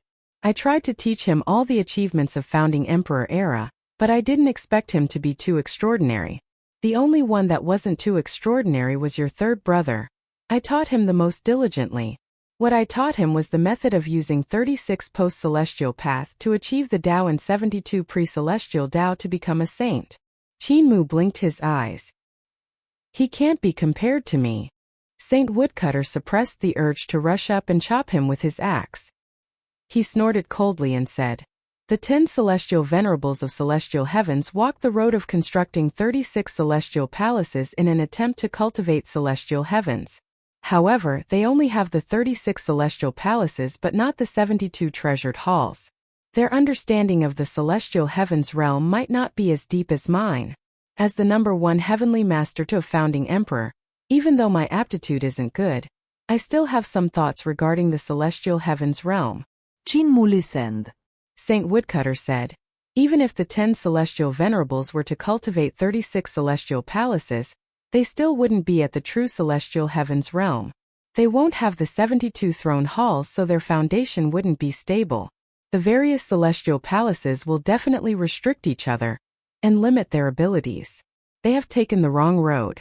If they want to quickly cultivate the celestial heavens realm, there's only one road, and that is to use 36 post-celestial path as the 36 celestial palaces, and use 72 pre-celestial Tao to supplement.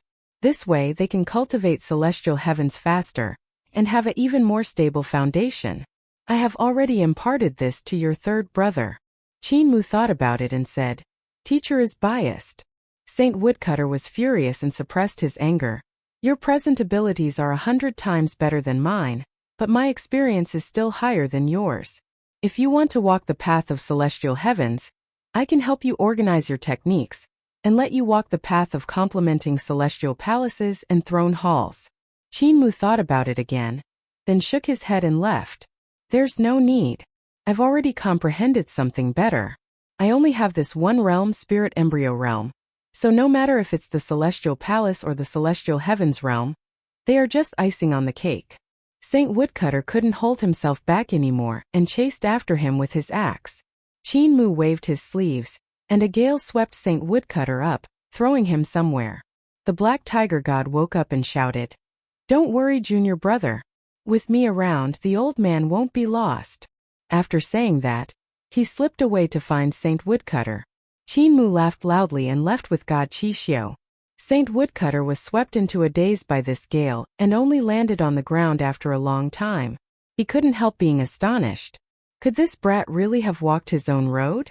God Qixio couldn't help being speechless. Qin Mu's divine art was indeed powerful and marvelous. Saint Woodcutter was the most knowledgeable person and was the best at solving divine arts. Even though his cultivation realm wasn't high, he could solve any divine art in the world. Yet Qin Mu's sleeve had sent him flying. Saint Woodcutter didn't break this divine art, which showed how powerful he was. The deepest part of Fengdu is where Heavenly King Diyue resides. God Qixio pointed forward and Qin Mu looked over. He saw Mingdu Heavenly Gate standing quietly in the 9th god city of Fengdu. There was also a underworld sea outside the city. It should have been built by Diyue imitating Mingdu's underworld sea, but it was different from Son of Heavenly Yin's underworld sea. Sister Dia, Qin Mu is here to visit. Qin Mu said loudly. Diyue's voice came from afar and she said faintly, Can I not see you? I've let you down and I always feel like I'm too ashamed to see you. Qin Mu smiled. I'm here to solve Son of Heavenly Yin's divine art. Why didn't little brother say so earlier? Diyue laughed artily. Come in quickly. Qin Mu crossed the underworld sea and walked into the 9th divine city of Fengdu. He came to the foot of Mingdu Heavenly Gate and raised his head to examine this huge object. This Mingdu Heavenly Gate was forged through the collaboration of Son of Heavenly Yin and Diyue. Diyue had the physique of encompassing spirit and had the bloodline of Heaven Duke. She could be considered to have one of the strongest spirit physique in the world. The strong point of the physique of encompassing spirit was that this kind of spirit physique is suitable for any system of paths, skills, and divine arts and can master them quickly without much obstruction. Son of Heavenly Yin's Emperor's throne treasure was the Mingdu Heavenly Gate. He had started to refine the Mingdu Heavenly Gate ever since the middle of Dragon Han era. However, even after being shattered several times, he still didn't manage to complete it. When Founding Emperor era came, Son of Heavenly Yin cultivated Emperor's throne realm to its completion.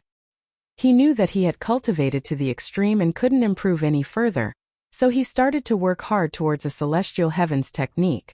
However, he wasn't one of the 10 celestial venerables. When he tried to use the great Tao of Yudu that he had cultivated as a foundation to cultivate techniques of other systems, he encountered huge difficulties. He wanted to fuse the other techniques he had cultivated with his original technique, but he failed time and time again.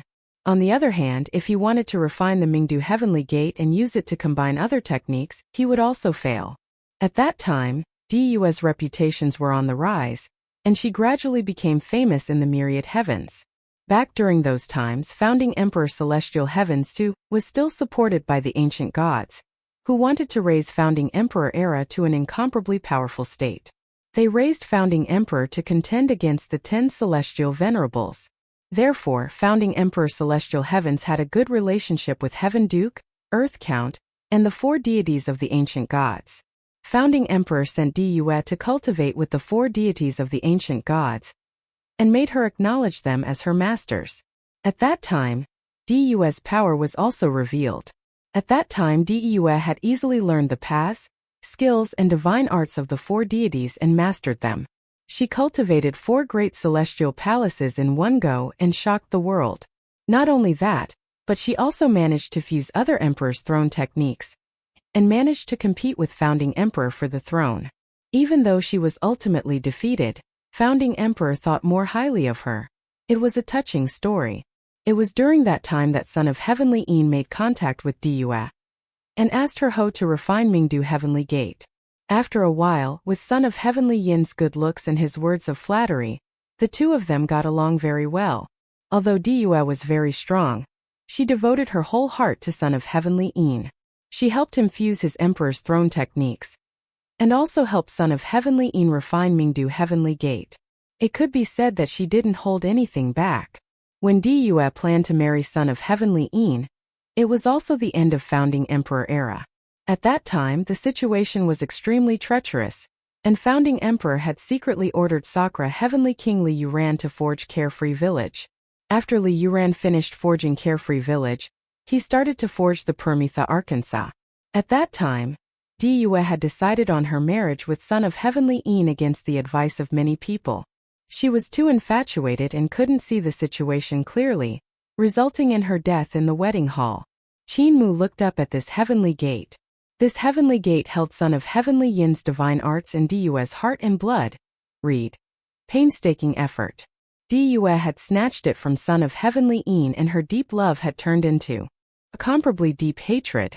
Even so, Qinmu couldn't help admiring Son of Heavenly Yin's talent. The reincarnation divine art contained within Mingdu Heavenly Gate was something that the great Tao of Yudu didn't possess. Son of Heavenly Yin had once used his reincarnation divine art to harm the reincarnation of South deity, Kei Fei-yin. And now, Kei Fei-yin had now become the 3rd heavenly master of celestial heavens, by Yijing. However, Heavenly Master Bai Yujing had yet to crack Son of Heavenly Yin's reincarnation divine art. The path of reincarnation is the superb merit of Son of Heavenly Yin. In this aspect no one was better than him. Diyue walked out from behind the door and was slightly embarrassed. She said with a smile, "Little brother, I didn't save you during the Eternal Peace calamity was not because I didn't want to save you, but because I didn't dare go against founding Emperor's order. I had once made a mistake which resulted in founding Emperor Celestial Heavens being defeated so quickly. Now I don't dare to make decisions on my own. I'm afraid I will make a mistake again." Qinmu said with a smile, "This matter is already over, and doesn't my condition look as good as ever? I'm here to break Son of Heavenly Yin's reincarnation divine art, and I need Big Sister's help." Diyue said in delight, "I also plan to solve his divine art." Even though Son of Heavenly Yin's character is extremely bad, his attainments in the path of reincarnation are unmatched. In these past few years I still haven't had any progress with it. With your help, it will definitely be faster. She caressed Mingdu Heavenly Gate, and her fingertips gently slid across the runes on the gate. Son of Heavenly Yin has only cultivated 4 celestial palaces, but the Mingdu Heavenly Gate is equivalent to another him. His abilities aren't considered the best in celestial heavens, and Tao Ancestor and Brahma Buddha are much stronger than him. However, with the Mingdu Heavenly Gate, his abilities aren't inferior to Tao Ancestor and Brahma Buddha. Qinmu's heart trembled slightly, and he examined Mingdu Heavenly Gate carefully. He asked solemnly, "Sister, what's the mystery behind this heavenly gate that you helped him create?" His talent is limited, so he's not the most talented person. Fusing 4 Emperor's throne techniques is already his limit, Diyue said. However, I realize that his path of reincarnation could be done even better. This is the effect of Mingdu Heavenly Gate. This Mingdu Heavenly Gate contains 4 Emperor's throne techniques. If it's completely executed, it would be equivalent to having 8 celestial palaces, and he wouldn't be far from Tao Ancestor and Brahma. Qinmu was full of admiration. Diyue said, however, that was 20,000 years ago. Back then, he relied on Mingdu Heavenly Gate to be equivalent to an Emperor's throne practitioner that had cultivated 8 celestial palaces. As for now, I don't know. She revealed a smile. This Mingdu Heavenly Gate was refined by him, and was also refined by me. That's why I was able to stop him from unleashing the power of Mingdu Heavenly Gate back then, and take back this treasure from him. I have been researching the path of reincarnation for the past few days, And I had also gotten some techniques of the path of reincarnation from him. Take a look. Diyue took out the research that she had been researching for the past few days. There were so many papers and she was drenched in sweat. It could be seen how hard she had worked to take revenge on Son of Heavenly Yin. Qin Mu flipped through it in detail and compared it to the runes on Mingdu Heavenly Gate. After that, he entered the path with his dream again and quickly finished studying all of Diyue's research over the years. He only woke up from his dream after verifying everything. Qin Mu muttered to himself and pondered over his gains. After a moment he raised his head and smiled. Sister, let's enter the dream together and walk around in the dream, shall we? Walk around together in the dream? Diyue smiled in astonishment. Your dream is yours and mine is mine. How do I enter the dream? How do we do it together? Qin Mu's gaze became extremely strange. Diyue looked into his eyes, and it was as if she saw circles growing bigger as they passed by her. However, after a moment she still didn't feel sleepy at all. She smiled and said, Little brother, your divine art isn't good. She looked around and saw that the heaven and earth had changed. It was no longer Fengdu but Mingdu. She lowered her head and saw the underworld sea.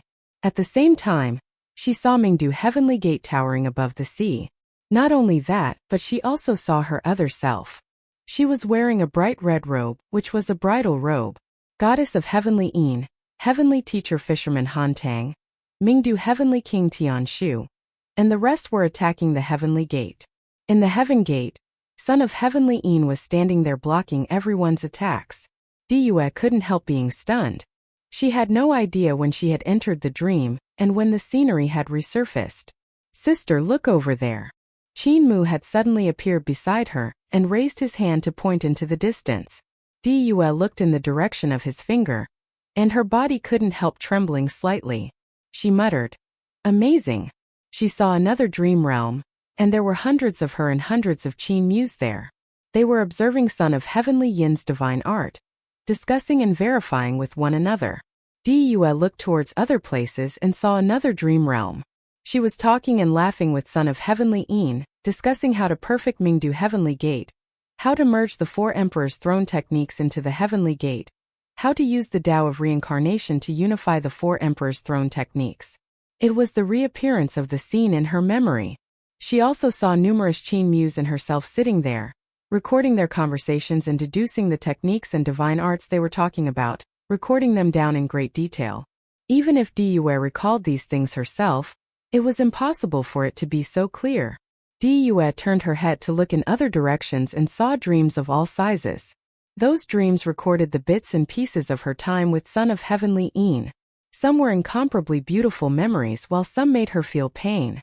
There were scenes of her falling into the river of love, scenes of Son of Heavenly Yin's attack on Fengdu, and scenes of her friends persuading her to leave Son of Heavenly Yin.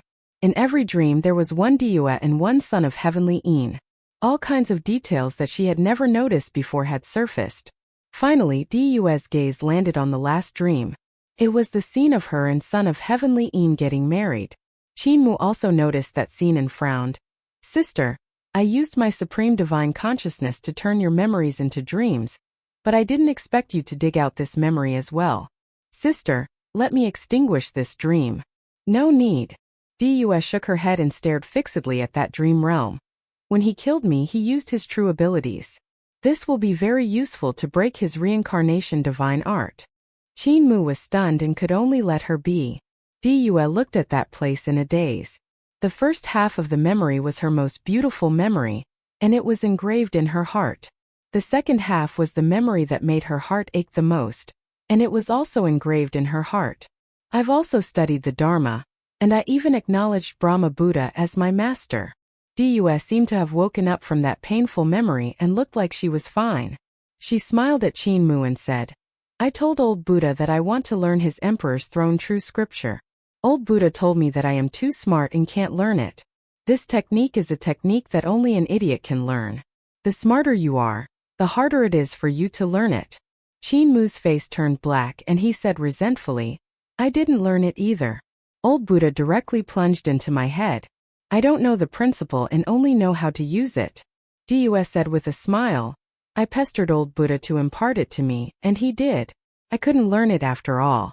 After that, I gave up on this idea and left the Buddha realm. Later on, I realized that it's not that only an idiot can learn it, but the intelligence required by the Boundless Calamity Sutra isn't the kind of intelligence we usually talk about. However, I still can't comprehend it. They chatted and laughed, and Due felt all kinds of information being transmitted into her mind from dream realms. It was extremely fast, and it was the result of countless Qin Mu's and Due researching together. Qin Mu's Boundless Calamity Sutra was no longer the pure Boundless Calamity Sutra. Instead, it was a new strange divine art created by combining his supreme divine consciousnesses. Due had seen old Buddha execute Boundless Calamity Sutra to enter the path through dreams. However, that was old Buddha transforming into various life forms in each dream realm, walking through the myriad heavens with different viewpoints, experiencing worldly affairs. When Brahma wakes up from his dreams, all kinds of different life forms, different encounters and different experiences will return to his mind, allowing his wisdom to become more clear and polished. Old Buddha didn't need to deduce, nor does he need to calculate. He wanted to achieve great enlightenment through his spirit and heart. Read compassion. He couldn't do what Qin Mu did. When Qin Mu entered the path through dreams, he needed powerful calculation abilities, deduction abilities, and the ability to repeatedly conduct trials and errors. If he let old Buddha learn them, old Buddha will no longer be able to enter the path through dreams, and will no longer be able to experience boundless calamities. This was the difference between him and Qin Mu. The time spent in the dream felt extraordinarily long for Due. She didn't know how many years had passed, but the countless versions of her and Qin Mu had finally solved the Tao of reincarnation that was hidden in Mingdu Heavenly Gate. As the dream realms were destroyed, all kinds of comprehensions returned to their respective brains. The two of them closed their eyes and pondered for a long time. When Due opened her eyes, she saw that she was still standing under Mingdu Heavenly Gate while Qin Mu had already left. She saw God Qixio standing not far away and waved her hand. God Qixio walked over and said, "Heavenly King, Celestial Venerable Mu asked me to stay behind to tell you that he's leaving first." "He has already left for half a day." Due asked, "Did he leave any words behind?" God Qixio said, "He said that if sister stays in Fengdu, she will never be able to take revenge. If you want to take revenge, you have to walk out." Due pondered for a moment and smiled. "I understand. I'm going to meet Sakura. Only he can repair the Permitha arc in the primordial realm." Qin Mu left Fengdu and returned to Heavenly Yin World. Goddess of Heavenly Yin had waited for him for a long time, and when she saw him coming out, she was delighted. She waved her hand and said with a smile, "Come here quickly. I'll show you my spells and divine arts. You will definitely be happy." Qin Mu walked forward and saw that Goddess of Heavenly Yin had mixed some Heavenly Yin metal with clay and molded some dolls. There were men and women, and they were all standing on the ground. Goddess of Heavenly Yin was mysterious, and she said with a smile, "I originally planned to use some flowers and grass to enliven them. However, this place is the home of the Black Soul Sand, so it's hard to grow flowers and grass here, so I can only mold some clay dolls." She executed her divine art, and her eyes shone with excitement. When the divine art landed, the dolls actually opened their mouths and yawned. Just like that, they had 3 souls and 7 spirits turning into life. Qin Mu was astonished. This was the first time he had seen such abilities. Even though his soul was created by himself, the method he followed was the method of a natural-born ancient god. He borrowed the opening of heaven and earth in the spirit embryo divine treasure to give birth to an ancient god, giving birth to his own soul. This was different from Goddess of Heavenly Yin's method. Goddess of Heavenly Yin had directly given souls to soulless beings, turning them into living beings. "Don't move." Goddess of Heavenly Yin saw that the mud men wanted to move, and she hurriedly waved her hands. "Don't move. You guys are made of mud, and if you move, your bodies will disperse and you will die." Qin Mu raised his right hand and stretched out his finger. With a gentle stroke, he executed the path of creation, and his creation divine art burst forth to envelop the clay dolls. He smiled and said, "Goddess, other than you, there are no other native life forms in your Heavenly Yin world. Let us work together to complete them." The clay dolls immediately grew flesh, organs, bones, muscles, and skin. Soon they became complete living beings. The clay dolls were surprised and delighted. They bounced around together and kowtowed to Goddess of Heavenly Een and Qin Mu after a moment. Heavenly Father. Heavenly Mother. Goddess of Heavenly Een was also astonished and delighted.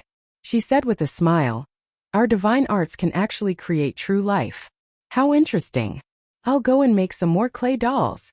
She was about to make another clay figurine when Qin Mu hurriedly bade farewell and said, "This is your pure land, but it is different outside. I can't stay here for long. Goddess, you aren't alone anymore. You have your own people, so you have to be responsible for them." Goddess of Heavenly Een looked at him and said with a smile, "You suddenly became serious, it is very scary." Qin Mu laughed and waved his hand. "If outside enemies barge in to kill your people, how will you deal with them?" Goddess of Heavenly Een saw him off, and she lowered her head to look at the people running around. These people were the first batch of native lifeforms in Heavenly Een world. "I will protect them, I must," she thought to herself. Chapter 1179 Outstanding Heroes of Past and Present. Qin Mu departed Heavenly Een world and walked towards Eternal Peace's capital city with a lantern in his hands. Suddenly, he felt something in his heart and turned his heart to look. He saw a lush primordial tree standing in the center of the primordial realm. Celestial Venerable Zhao's celestial palace floated in the canopy of the primordial tree. Celestial Venerable Zhao's divine artifact Celestial Venerable Yu was beside it, suppressing the primordial realm. At this moment, the divine artifact Celestial Venerable Yu was looking at him. Qin Mu smiled and bowed. The divine artifact Celestial Venerable Yu nodded and retracted his gaze. Qin Mu was about to return to the capital when a swallow flew over and landed on the ground and transformed into Yan Qiling. She stood in front of him and greeted. "Master ordered me to greet Celestial Venerable Mu. He said that if Celestial Venerable Mu is not able to defend his territory in Ancestral Court, Master can help. He has many strong practitioners under him." Qin Mu stopped and said, "Go back and tell him that I can guard my territory, there's no need for him to worry." Yan Qiling took a deep look at him and said, "Master ordered me to go to Ancestral Court to guard the Grand Creation Mine and mine its Grand Creation Divine Stones." Qin Mu said, "Be careful." Yan Qiling was slightly stunned and revealed a smile. "I will." After saying that, she turned to leave. Qin Mu returned to the capital of Eternal Peace. Apothecary, first ancestor human emperor, and the past human emperors had already been here for a long time. Blind and Mute were also present. Mute had brought over a dozen or so girls who were all gorgeously dressed.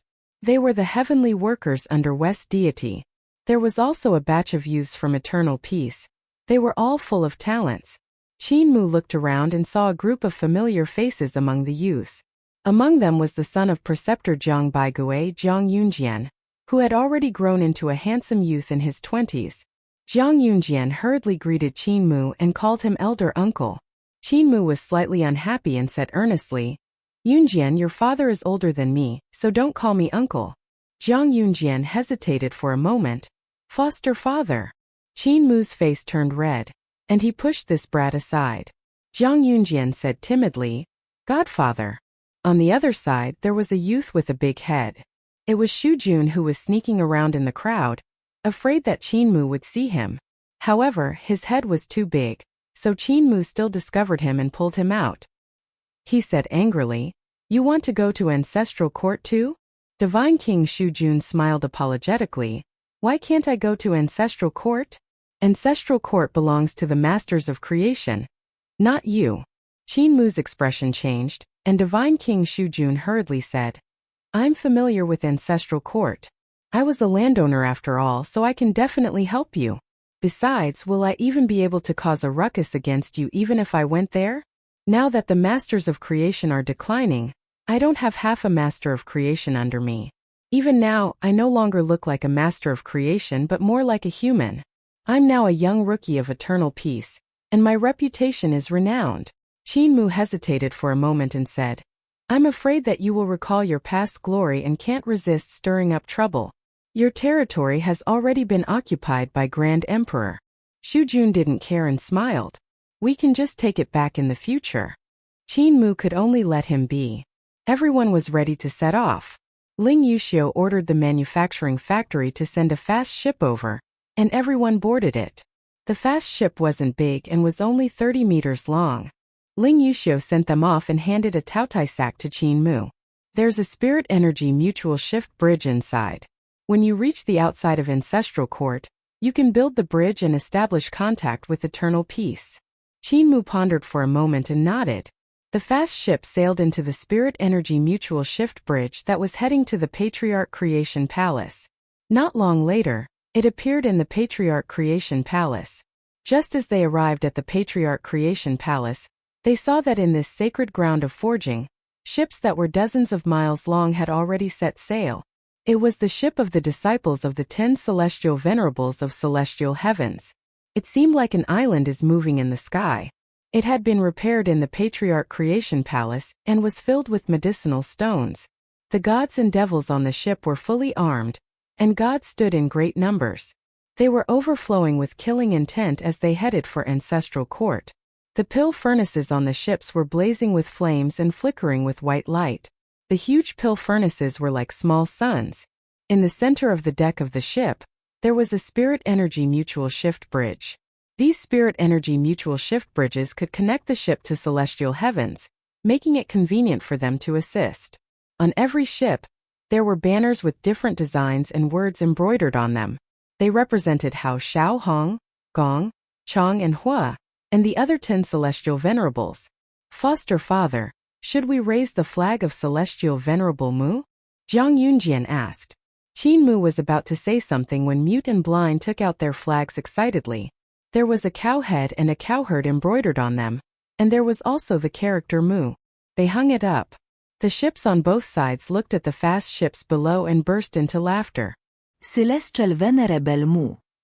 On one of the ships, a god bent down and said with a smile, Celestial Venerable's ship is small and slow, unable to match a Celestial Venerable's esteemed status. Why don't you come here?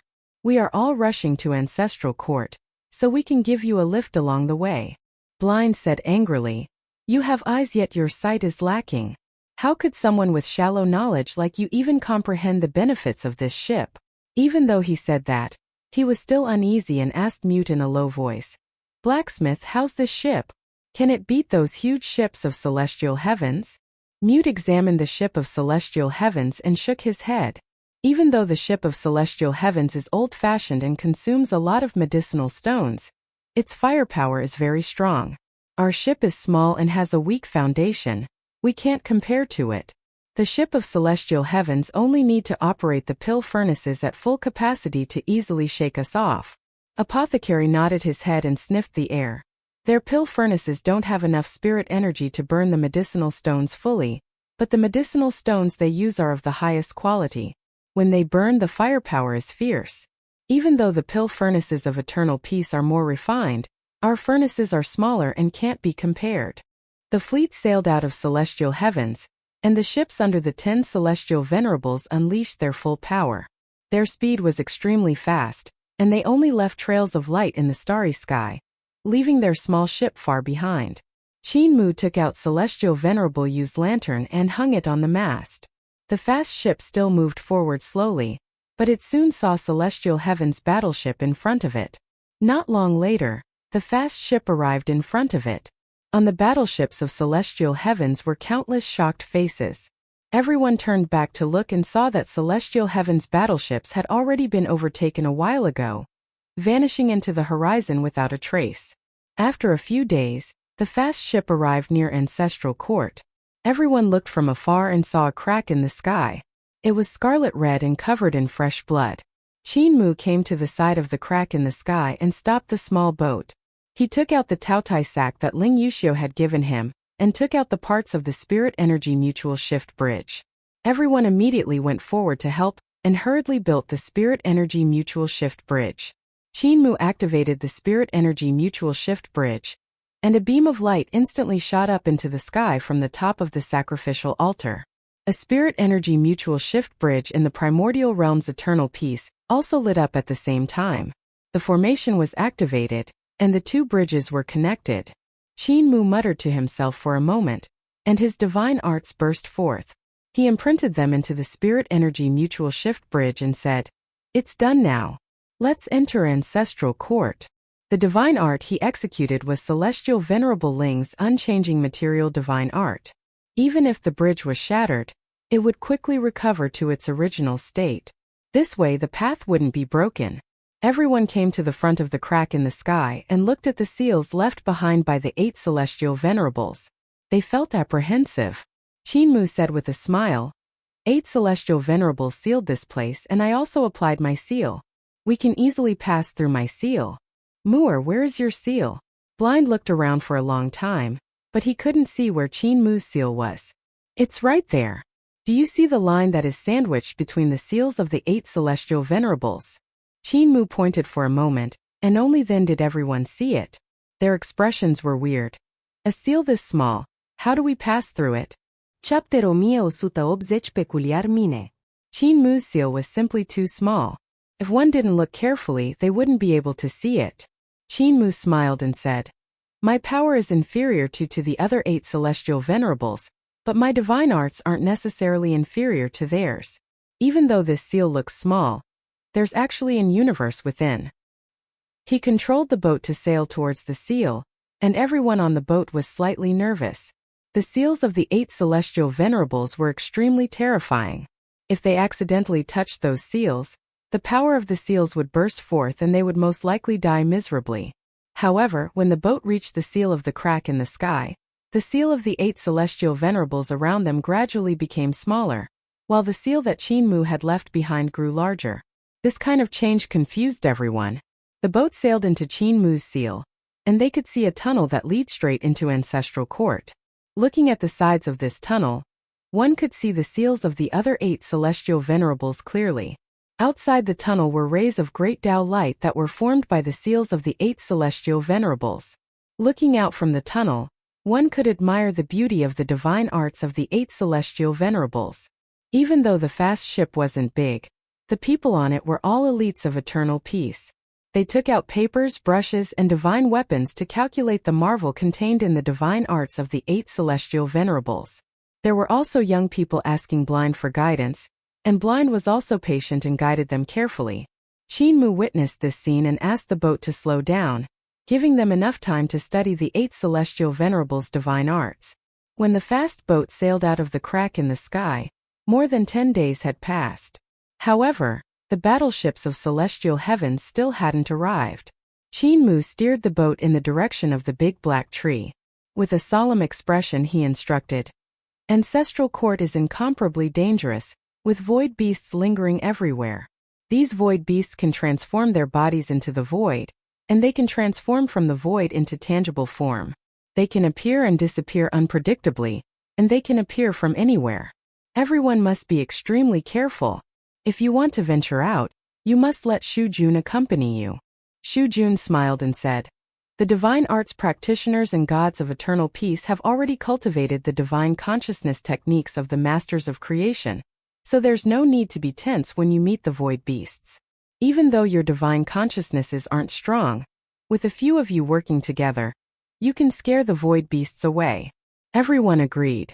Even though the speed of the boat wasn't slow, it was still far too slow compared to the vastness of Ancestral Court.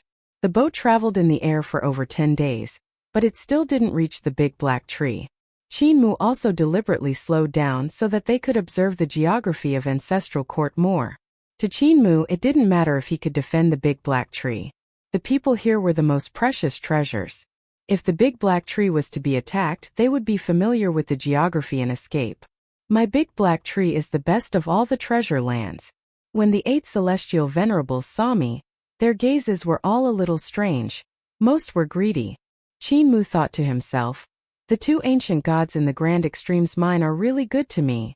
Halfway through the journey, the 10 ships of celestial heavens finally arrived. However, the movement of these 10 battleships was astonishing. They actually sailed out straight away from the seal of the 8 celestial venerables and landed in the sky above Ancestral Court. The gods and devils on the ships executed all kinds of divine weapons in unison, and layers of rune shields lit up outside the ships. They were incomparably gorgeous and protected the 10 ships so tightly without a single gap. There were even strong practitioners of the Emperor's throne realm on the flying ship, releasing their emperor's might to intimidate the void beasts. Strangely enough, the void beast in the void realm seemed to have vanished into thin air. Even with their huge commotion, The void beast didn't appear. This was an impossible matter. The void beasts would always rush over to eat any living being they saw, fighting to be the first to eat them. When there was nothing to eat, they would even eat all the vegetation. If their hunger was sufficient, they would even run into the sky and attempt to eat the sun and the moon. However, there was no movement from the void beasts. Qin Mu and the rest had been here for the longest time, but they also hadn't encountered any attacks from the void beasts. This made Ancestral Court seem indescribably eerie. The void beast mother was born. On the fast boat, Qin Mu had a grim expression as he examined the sky. His gaze penetrated deep through the layers of the void. His gaze couldn't see as clearly nor as deeply through the layers of the void as well as divine consciousness can. Thus, he couldn't see any traces of the void beasts. After a few days, the boat finally reached the big black tree. Everyone on the ship looked at the hundreds of thousands of black mountains and couldn't help being stunned. This place was too big and vast. Even vaster than great ruins. To fully excavate the ores here, no one could estimate how long of a task that is. What surprised them even more was that the unique treasure glassy sky pagoda had actually formed 28 heavens. They were like multiple worlds tightly surrounding this place to protect the treasure land. This kind of extravagance was truly astonishing. Only Divine King Shujun's expression changed drastically when he saw the black mountains. He wanted to say something but hesitated. The boat sailed into the 28 heavens, and Mute hurriedly got Qin Mu to stop. He leaped down from the ship and quickly came to the foot of a black mountain on the outermost layer of the black wood. He dug out a rock from the soil. Qin Mu lowered the boat and landed on the ground. Everyone disembarked from the boat to take a look. They saw that it was an ordinary-looking rock in Mute's hand. The rock was simple and unadorned, as if it had been washed in the river for countless years. It had been polished until it was glassy smooth. Mute opened his chest and stretched his hand into it to grab a huge hammer. Everyone looked into the chest, but there were only some silver pellets inside, nothing else. Qin Mu gave a slight smile. He had once been as curious as these youths about what was in the chest, and Mute often used to play tricks on him. Mute raised his hammer and was about to smash the stone when he suddenly stopped. With a solemn expression he asked, "Mu'er, how is the durability of your 28 heavens?" Qin Mu said, "It's decent. It can block the attacks of Jade Capital and Numinous Sky practitioners, and won't be broken for a short period of time." Mute let out a sigh of relief and swung his huge hammer to smash down on the stone. He said solemnly, "That's good. If the thing in this stone runs out, it'll be hard to catch it." Clang! A loud sound rang out, causing everyone's ears to buzz. They couldn't hear anyone else for a long time. As Mute's hammer fell, the stone cracked open. An object flew out from the cracked stone, and it was covered in flowing light. It flew up and left, and with a clang, it crashed into the world barrier of the outside world of the glassy sky pagoda and bounced back. The object was extremely fast. It failed to break through the barrier after one collision and turned to other places. In a short period of time, it flew thousands of miles and crashed into the world barrier of the glassy sky pagoda, bouncing back again. Everyone focused their gaze and saw a flying sword that was like the moonlight reflected in still water. The flying sword released a divine light that was like the moonlight as it flew away. Qin Mu lowered his head to look at the stone and saw there was an empty space inside. The walls of the space were the remnants of a divine metal. It was obvious that this sword was born from the divine metal inside this stone. After absorbing the divine metal, it was trapped in the stone and couldn't escape. However, this was Qin Mu's first time seeing a natural divine weapon. Jiang Yunjian and the rest flew up and chased after the flying sword of light, wanting to subdue it.